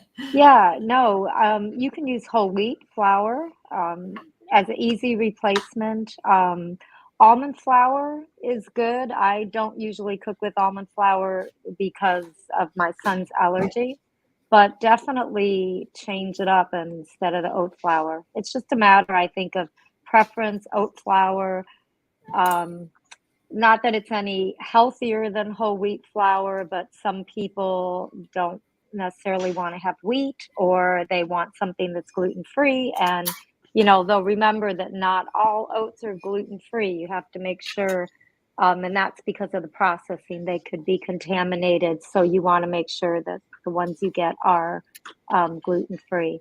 But yeah, almond, whole wheat, just change it up. But not coconut. You can't really no. you can't interchange coconut flour, but Almond flour is one of the optional ingredients in my mom's halva. So I'm really proud of my halva because my mom made it a lot and I have great memories of it. And I really think mine is almost as good as hers. She put lots of extra fat and other things in it. And one thing that sometimes traditionally when you make halva is you add milk solids. And so if you want, if you're Indian and watching and you're making this and you want that kind of feel, then you can add some almond flour. It gives you a chunkiness, but I don't think you need it. So it could be used there. Cody's back. So go ahead. And we have another question for you too, Cody.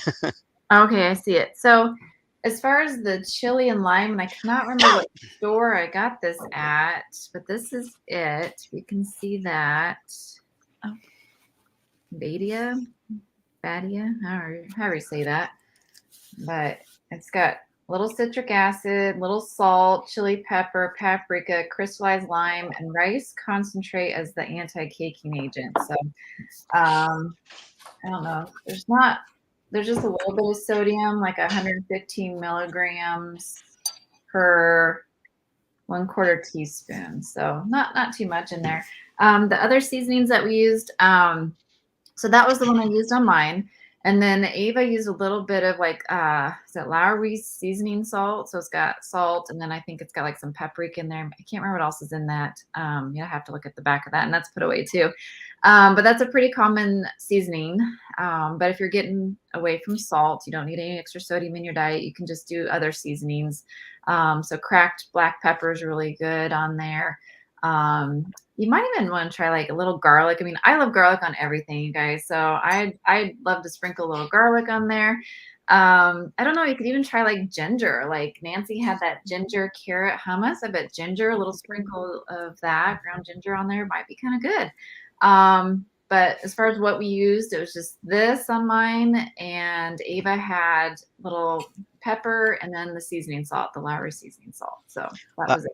Lots of great questions coming. I just wanted to flash this on the screen. I guess you can't see it. So our next show is so much garlic. You couldn't see that. I love So, garlic, so I'm excited. so many questions. So let me take two really quickly, and then we'll take more time for some of the others.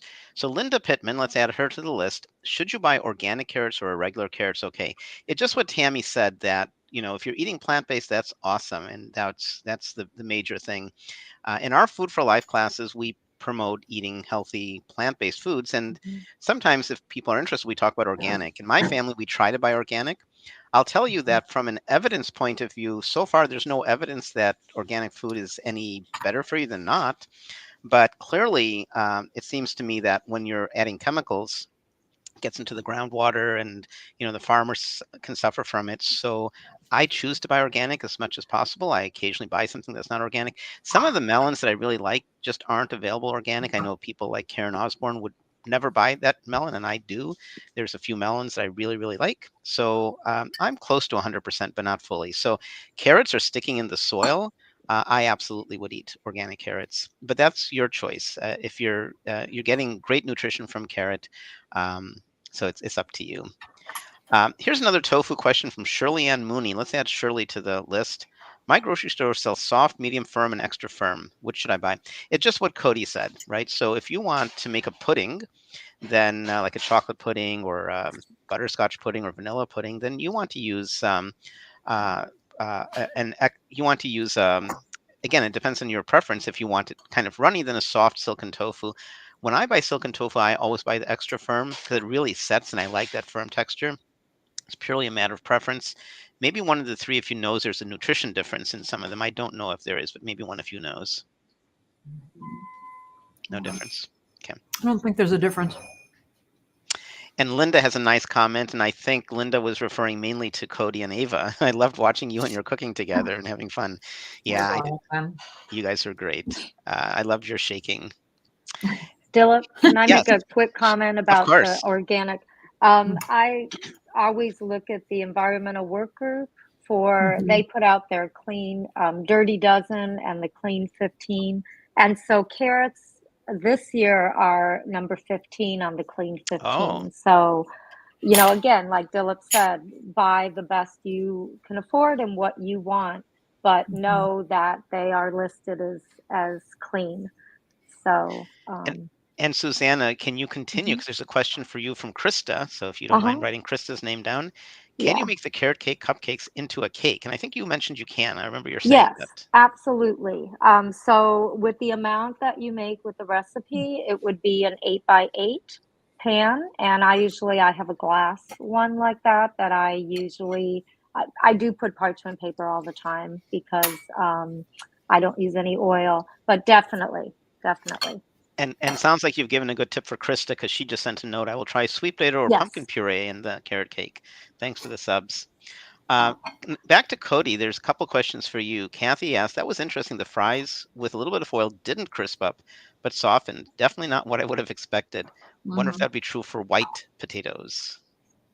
I don't know. Give it a try. Let us know what you come up with. I'd be interested too. Excuse me. And I think that maybe they would have crisped up over time if we would have left them in there longer. But it's interesting how the ones without the oil were crispier first. You know what I mean? And so I was pleasantly surprised. And we actually had cornstarch in both batches, both the oil one and the regular one without the oil. So yeah, Oh, it so Janet had a question. Apparently, there was was misunderstanding because she asked if the lack of cornstarch was the reason, but there was cornstarch in fun. both. Yep, the only difference was the oil and then the different seasonings, but that shouldn't have mattered on the crispiness of it. So Okay, cool. Here's a comment from Krista. The Dash brand has salt-free seasoning blends. Let's take a moment and talk about salt. And other questions come in. This is the most questions we've had, which is awesome. Keep them coming, because I always have some questions prepared. It's okay if we don't get to mine. But some people really go on an SOS diet with absolutely no salt. And some people really need to because of blood pressure or other reasons. My own personal view is that a little bit of salt actually really adds to the flavors of the food you're eating. And if you're not eating processed foods, then a little bit of salt at the table is probably okay. Obviously, you should talk to your healthcare provider about any decisions about diet change and sodium and salt. But I find a little bit of salt really helps with the flavor of food. But if you choose not to have salt, there's always alternatives. Like Mrs. Dash seasonings are really good, like Krista said. Back to you, Cody. Linda Pittman, what else do you put the chili lime seasoning on? Do you have a favorite seasoning that you use a lot? Oh my goodness. Well, I really like the Lowry seasoning. I love those Mrs. Dash types of seasonings. It doesn't have to be that brand specifically, but the ones that don't have the extra sodium in there, just have a bunch of herbs and spices is really fun. Let's see. I cannot think. Gosh, Nora loves my littlest one. She's 7. She loves the chili lime. And oh my goodness, there's something that she loves, and I cannot think of what she loves to put that on all the time, but that's one of her favorites. But it is very sour, so just make sure you try it before you start putting it on everything. Try a little bit first to make sure you think that it's going to taste good with that item. Gosh, yeah, I can't remember what all she puts it on, but that's one of her favorites. So I was like, let's just try some of these carrot fries. And you know what? She has devoured these carrot fries.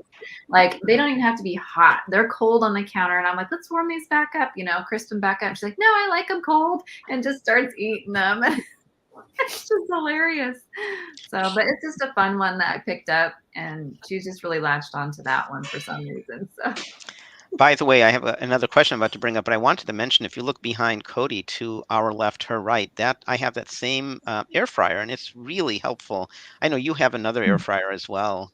When I visited, you cooked some really nice dishes in that.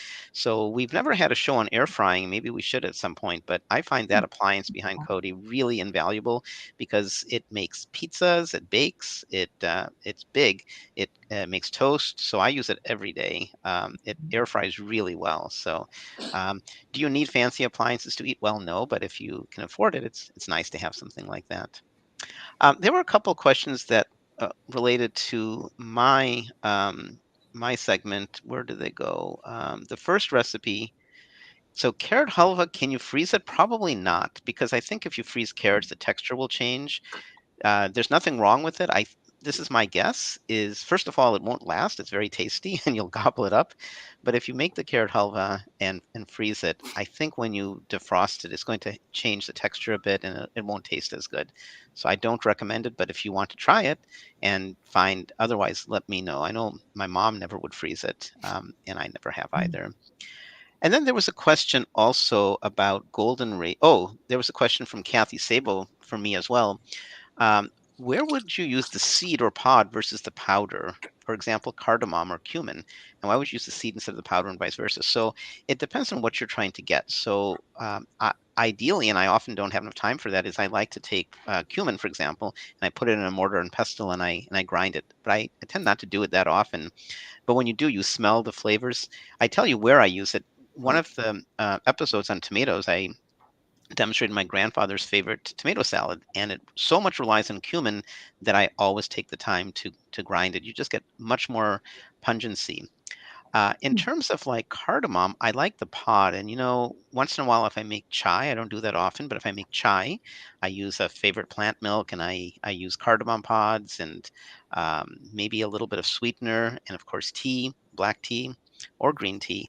Then I like just barely breaking open the pod so the liquid flows through it and picks up the flavor of the seeds. And by having the intact pod, you also have a little bit more flavor. So I like having both, but it's hard outside of Indian stores to find the pods, as I mentioned in my segment.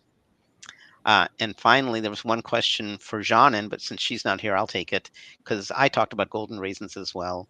So in my recipe for gajar ki halva, carrot pudding, I recommend golden raisins, which is what my mom usually used, and I couldn't find them. So I used regular ones. So her question is, can I substitute golden raisins for the dried apricots in Janin's recipe? And you could. The flavor is going to be different, but not that different. They're both dried fruits, Right. so you could. Okay, let's see. So Kathy is saying, I like the lime chili on hummus. Well, Yeah. that'd be good. Yeah. And Linda Pittman, what else do you put the chili limes? Oh, we've already covered that one. Okay, so I had a couple questions. I think we're caught up. If you had a question we haven't covered, please repost it. But Carolyn, I wanted to ask you about my wife was commenting about your carrot tops that aren't they going to be really bitter? They're really not. So especially if you get like really fresh ones like this, I mean, they're standing up still, they're nice and fresh. When you find them at the grocery store and they're starting to wilt over, then they've been attached to the carrot for quite a while, and they may be a little more bitter at that point. But when you can tell that they're very freshly picked because they're still really firm, the stalks are still really thick. So no, they're not really bitter at all. And one of the things I like to do is go ahead and remove it from the carrot and put it in a glass of water and then put it in the refrigerator so it keeps them nice and fresh and full of liquid. If they start getting really wilty and bent over and sad looking, then they may be a little more bitter at that point, but they're really not bitter at all. And I mean, they're just so good for you. I have a hard time getting rid of carrot tops. I try to find everything I can, salads, sautés, throw it in soups, whatever, just because they're so, so good for you. And this isn't bitter. I mean, I made this and when you roast the carrots, it makes them really sweet. So I added it to the pasta. I've finished the whole dish right here, but it's just roasted carrots chopped up with the pesto on the pasta. And my husband just walked off with a big bowl of it and ate it, but it doesn't taste bitter at all. I don't get a bitter flavor at all from this. It's, maybe the basil covers it up. I don't know, but We'll have to try it. It sounds really good. it's fabulous. Cody mentioned earlier that she gets so many good ideas from each of us, and I do too. That's a cool thing. And we're all Food for Life instructors, and maybe I know we have some new folks, so maybe Susanna could take a moment to tell us what is Food for Life. But I did want to say before she does that one thing that our community has in common is it's so rigorous and so difficult for them to find us that this is one group. If you never heard of Susanna Dickman, you never heard of Cody Stubbe or Carolyn Strickland, one thing you know for sure if you've never heard of them is that they're fabulous in the kitchen and they know a lot about nutrition. They do a great job picking us. We're all really good at cooking and about nutrition. So if you have a local Food for Life instructor, they're going to be awesome, and highly recommend you connect with them and take some of their classes. Some of us offer online classes. So fflclasses.org is the website. But Susanna, tell us a little bit about the Food for Life program. Okay. Well, Food for Life is was developed by the Physicians Committee for Responsible Medicine. And how many years now? I can't 40 remember. plus, I think. We're over 40. Yeah, we're over 40. Okay, but there are now over 300 instructors in the United States, around the world, China, Abu Dhabi, Arjana. And so we all applied to become Food for Life instructors.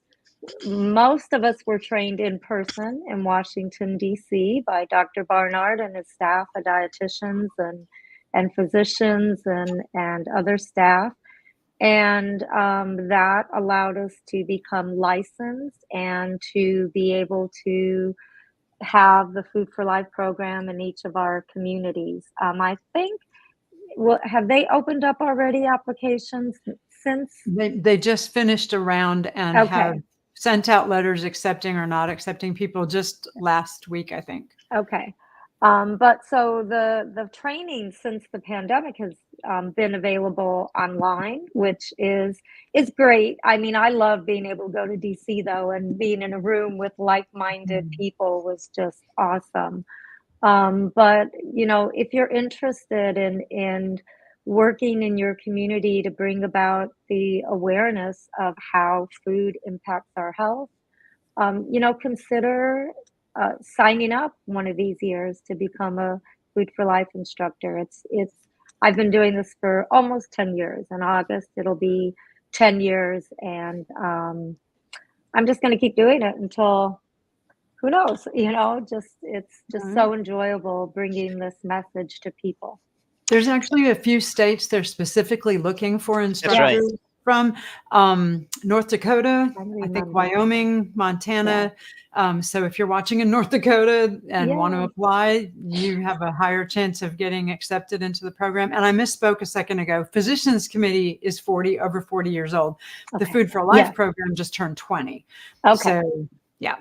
And that's the neat thing about the program is that it's all evidence-based work. There's so many reasons to eat plant-based. I mean, For many people, there's ethical reasons, environmental reasons, but we focus on those are great reasons. But we focus on the provable health reasons why this is a great way to go, and all the others are just extra benefits. So, Right. so we pride ourselves that our curricula are developed by physicians, dietitians, nutritionists, people who know a lot about food.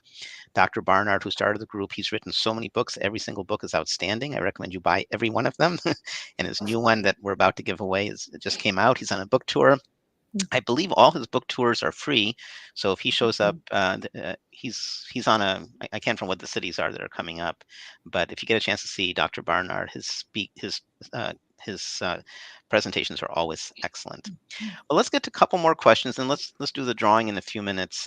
So Kathy Sabo said a lot of salad dressings call for raw cashews, and as you guys know, we've mentioned this before. You may know there's no such thing as a raw cashew. If you were to eat a raw cashew, it's actually poisonous. And I know people in Hawaii. I used to go to Hawaii every other year. So one of my friends, they have cashew trees in their yard, and they said it sounds good, but it's a lot of work, and they no longer process it. They just let it fall and compost because they did it for a year or two, but they brought the cashews in, and you have to bake it in the oven for a certain length of time for it to lose its poison, I believe. I'm not an expert at this. This is what they told me. And so when we say raw, we mean not roasted, not fully roasted. So Kathy's question is, if a recipe calls for raw cashews, would you get more flavor if you roast them? Yes. So there's no problem with roasting them. So you put them on a pan. We've talked in the past about being careful with cast iron. So if you're using cast iron once in a while, this would be a good use of cast iron. Dr. Barnard recommends against. So a stainless pan. But the key thing with any nut, and you may have seen it in my recipe, is as I was talking, my slivered almonds started getting a little bit too brown. So when you roast them, make sure it's low, medium, low, and stir. And it goes from white in the case of almond, off white, to brown pretty quickly. And a burnt nut does not taste good. So be careful. Yeah. There was a question here from Linda Pittman. I was hoping there was going to be a carrot hot dog. Well, our good friends Ava, Nora, and was it just Ava and Nora who did it, or Ella? I think all three of them, I think, made carrot hot dogs way back when. So many kids in the kitchen. Yeah, and did Suzanne? I did. I think it Mhm. was our first year. You'll have to get on our website, but yeah, it was. We were just beginning, so you'll get to see all of us. I look at some of those old videos sometimes when we first started, and I think, oh my goodness! I mean, the lighting and I've learned so much about just lighting and placing the camera and all that stuff. But yeah, check out that. My husband and I were laughing this morning because the minute we got off camera, the minute we stopped presenting the carrot dogs, my sons and him, we all came into the kitchen and just each grabbed one of them and devoured them because they were so good. But yeah, check that out, and the kids one too. Carrot dogs are my favorite. Well, They're my favorite. I just found little Ella's recipe, and I've just posted that. That's carrot dogs. And let's see if I can find yours, Susanna, because I think you said you made it as Yeah, I well. think it had to be the first year because I Wouldn't it know be we on had. SoManyCooks.com? If you just That's go where to I'm Yeah, looking. yeah, SoManyCooks.com on and the website. recipes should be there. Yeah, I'm Yeah, looking there. yeah, For some it's reason, I so don't good. I don't see yours. Do you know what you called yours? I thought it was carrot dogs. I don't know. Let me. Hmm. We can always put it up after. Yeah, I know Mark's been working hard on putting up all the yeah. recipes, and I've been Right. proofreading mine. Huh. Excellent, excellent. Yeah, I'm looking again, and I see your Polish Golopski stuffed cat. I don't remember that one, Susanna. Yeah, the gołąbki. Yeah. Yeah, I don't remember that one. Oh Co gosh. Coconut bacon, walnut sage cocktail bites. Hmm. Yeah, you Let have me so many see. good recipes, but I don't see the Oh, carrot we all one. do. We all have so many great recipes. I want to go back and start making them again. Yes, we need to prepare this, but I'm going to go ahead and post something. Mark has been working hard. Here's a link, and we need to properly tell people, but there's now a Right. search function, and all you do is go to somanycooks.com/recipes, and you can search by cook, you can search by ingredient. And that's how I very quickly found Ella's carrot dogs. And I searched on Suzanne and I searched on carrot dogs. So let's let Mark know that for some reason that's not being indexed. Maybe that's why we haven't released it to everybody, because we're Okay. still testing it out. Hmm. Um, Carolyn, I had a question. Actually, Cody, for you. In your fries, can you make? I love purple carrots. So have you tried making your fries with different carrots? I bet it would be cool, just appearance-wise, to have some purple, some yellow, and some orange. That would be a lot of fun. You should try that, Dilla.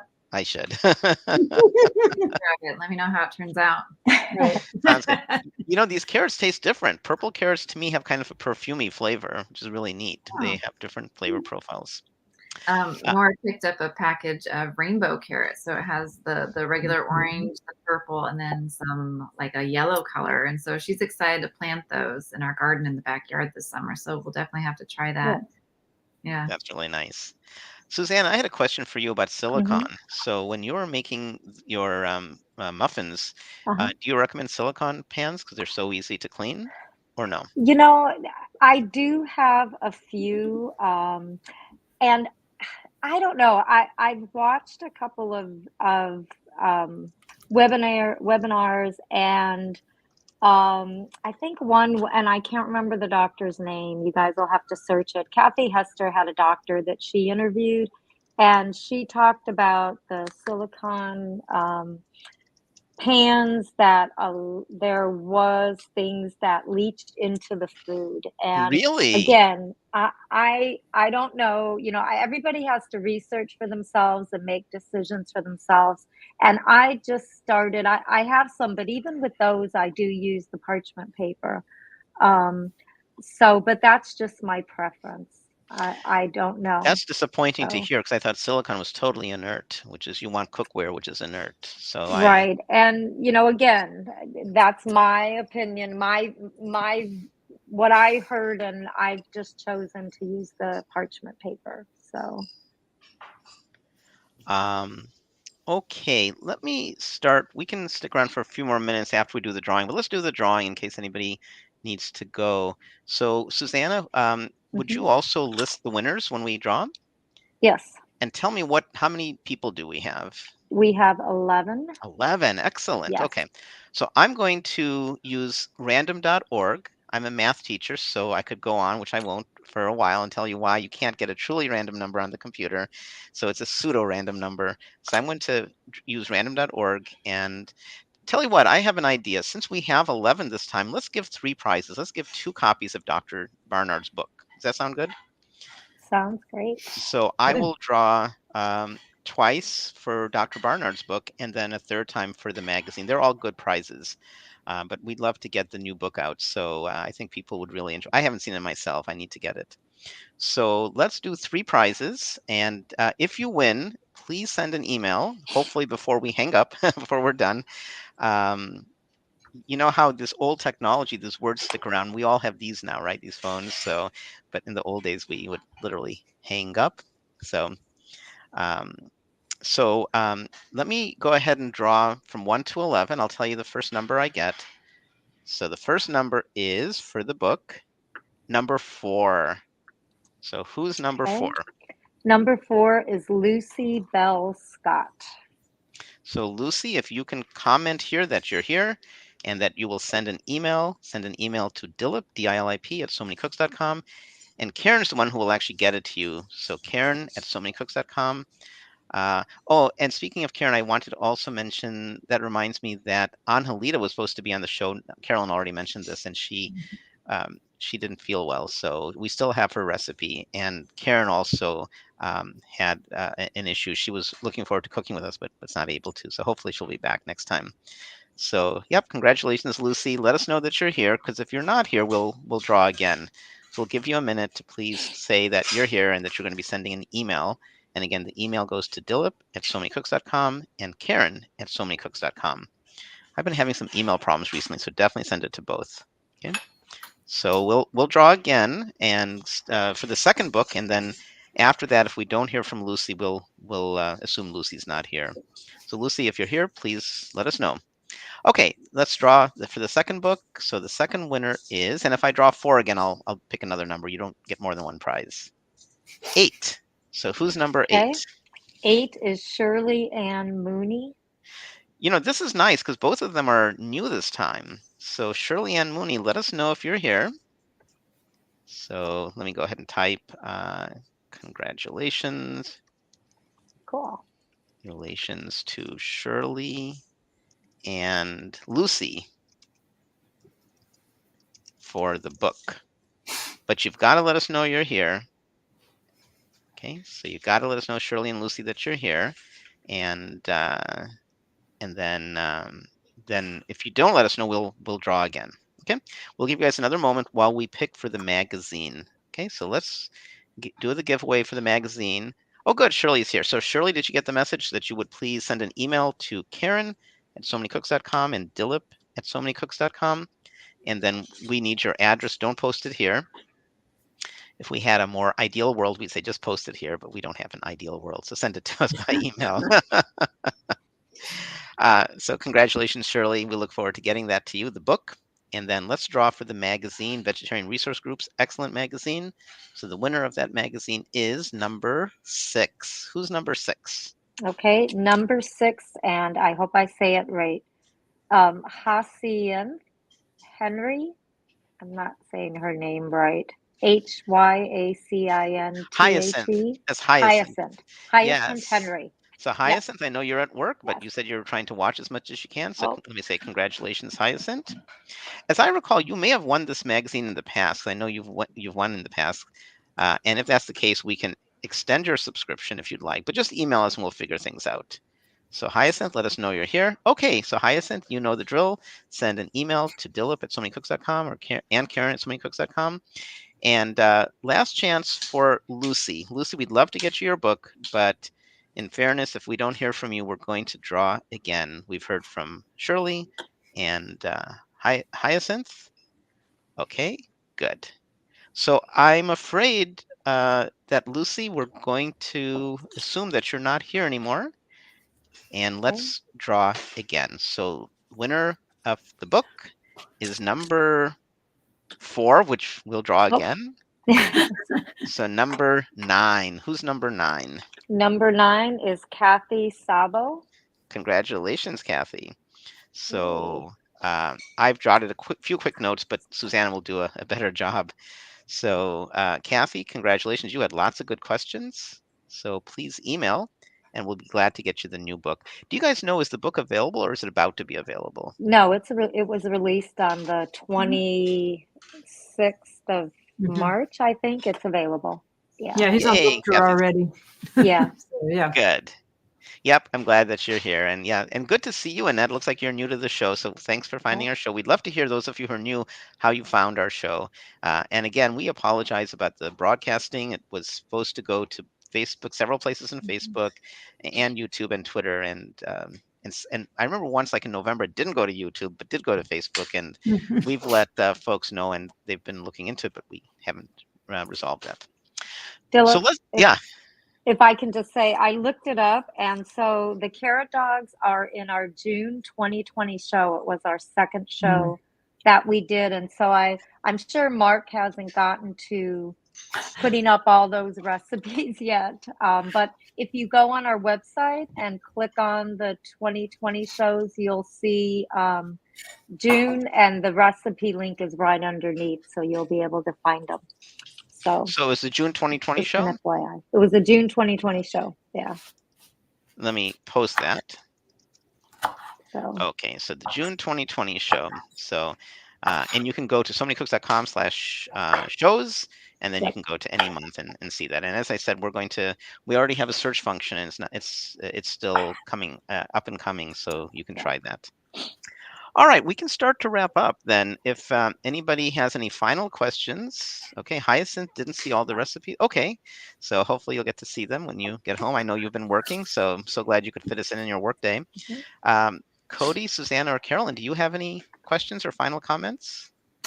No, I think our next show is all about garlic, so that'll be fun. Can't wait. I love garlic. Me too.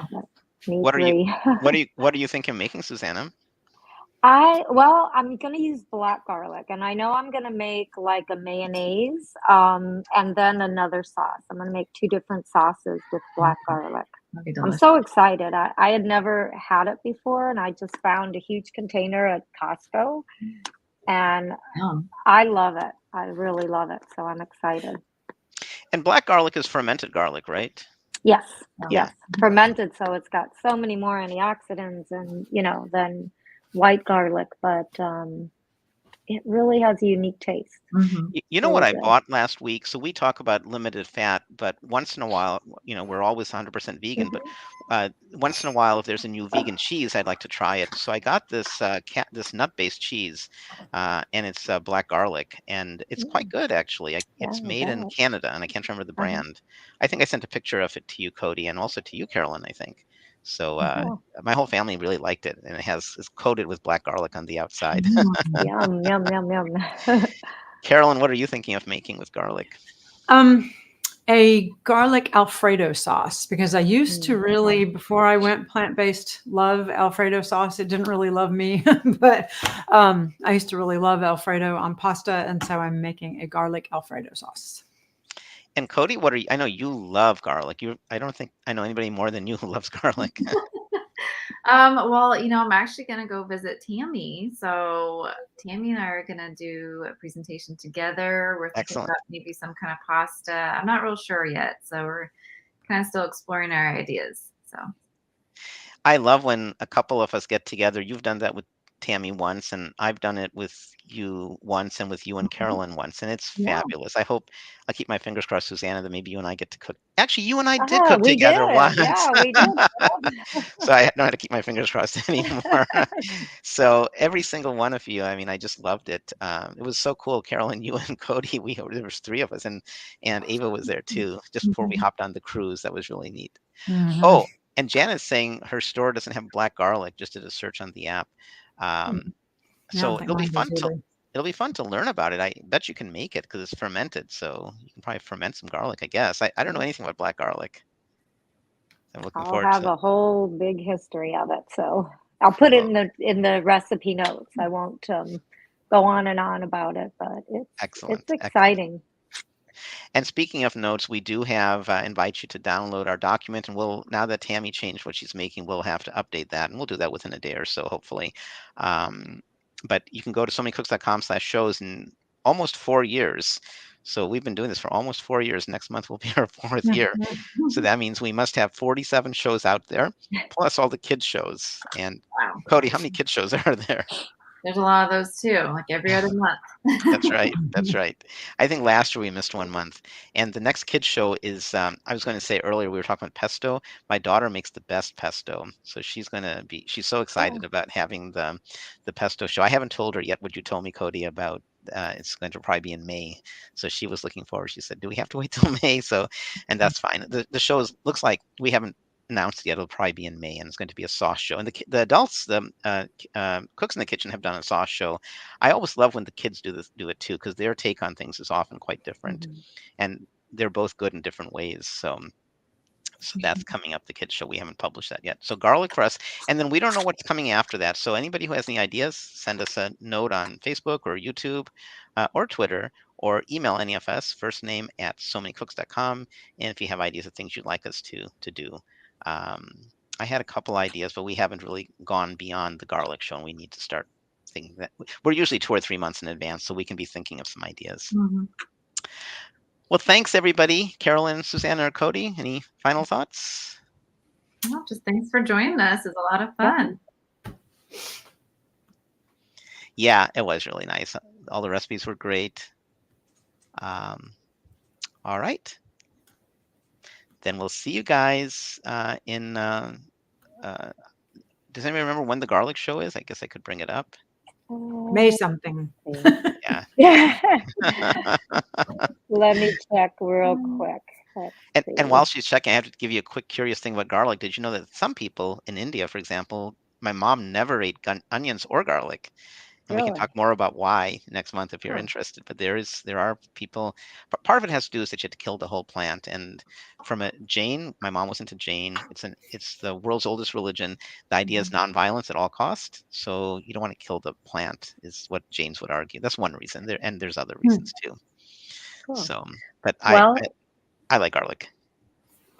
the May show is May 11th. Okay, so we'll be with you almost exactly a month from now, and we Yeah. will look forward to that. So there's a couple more comments that came in. Okay, good.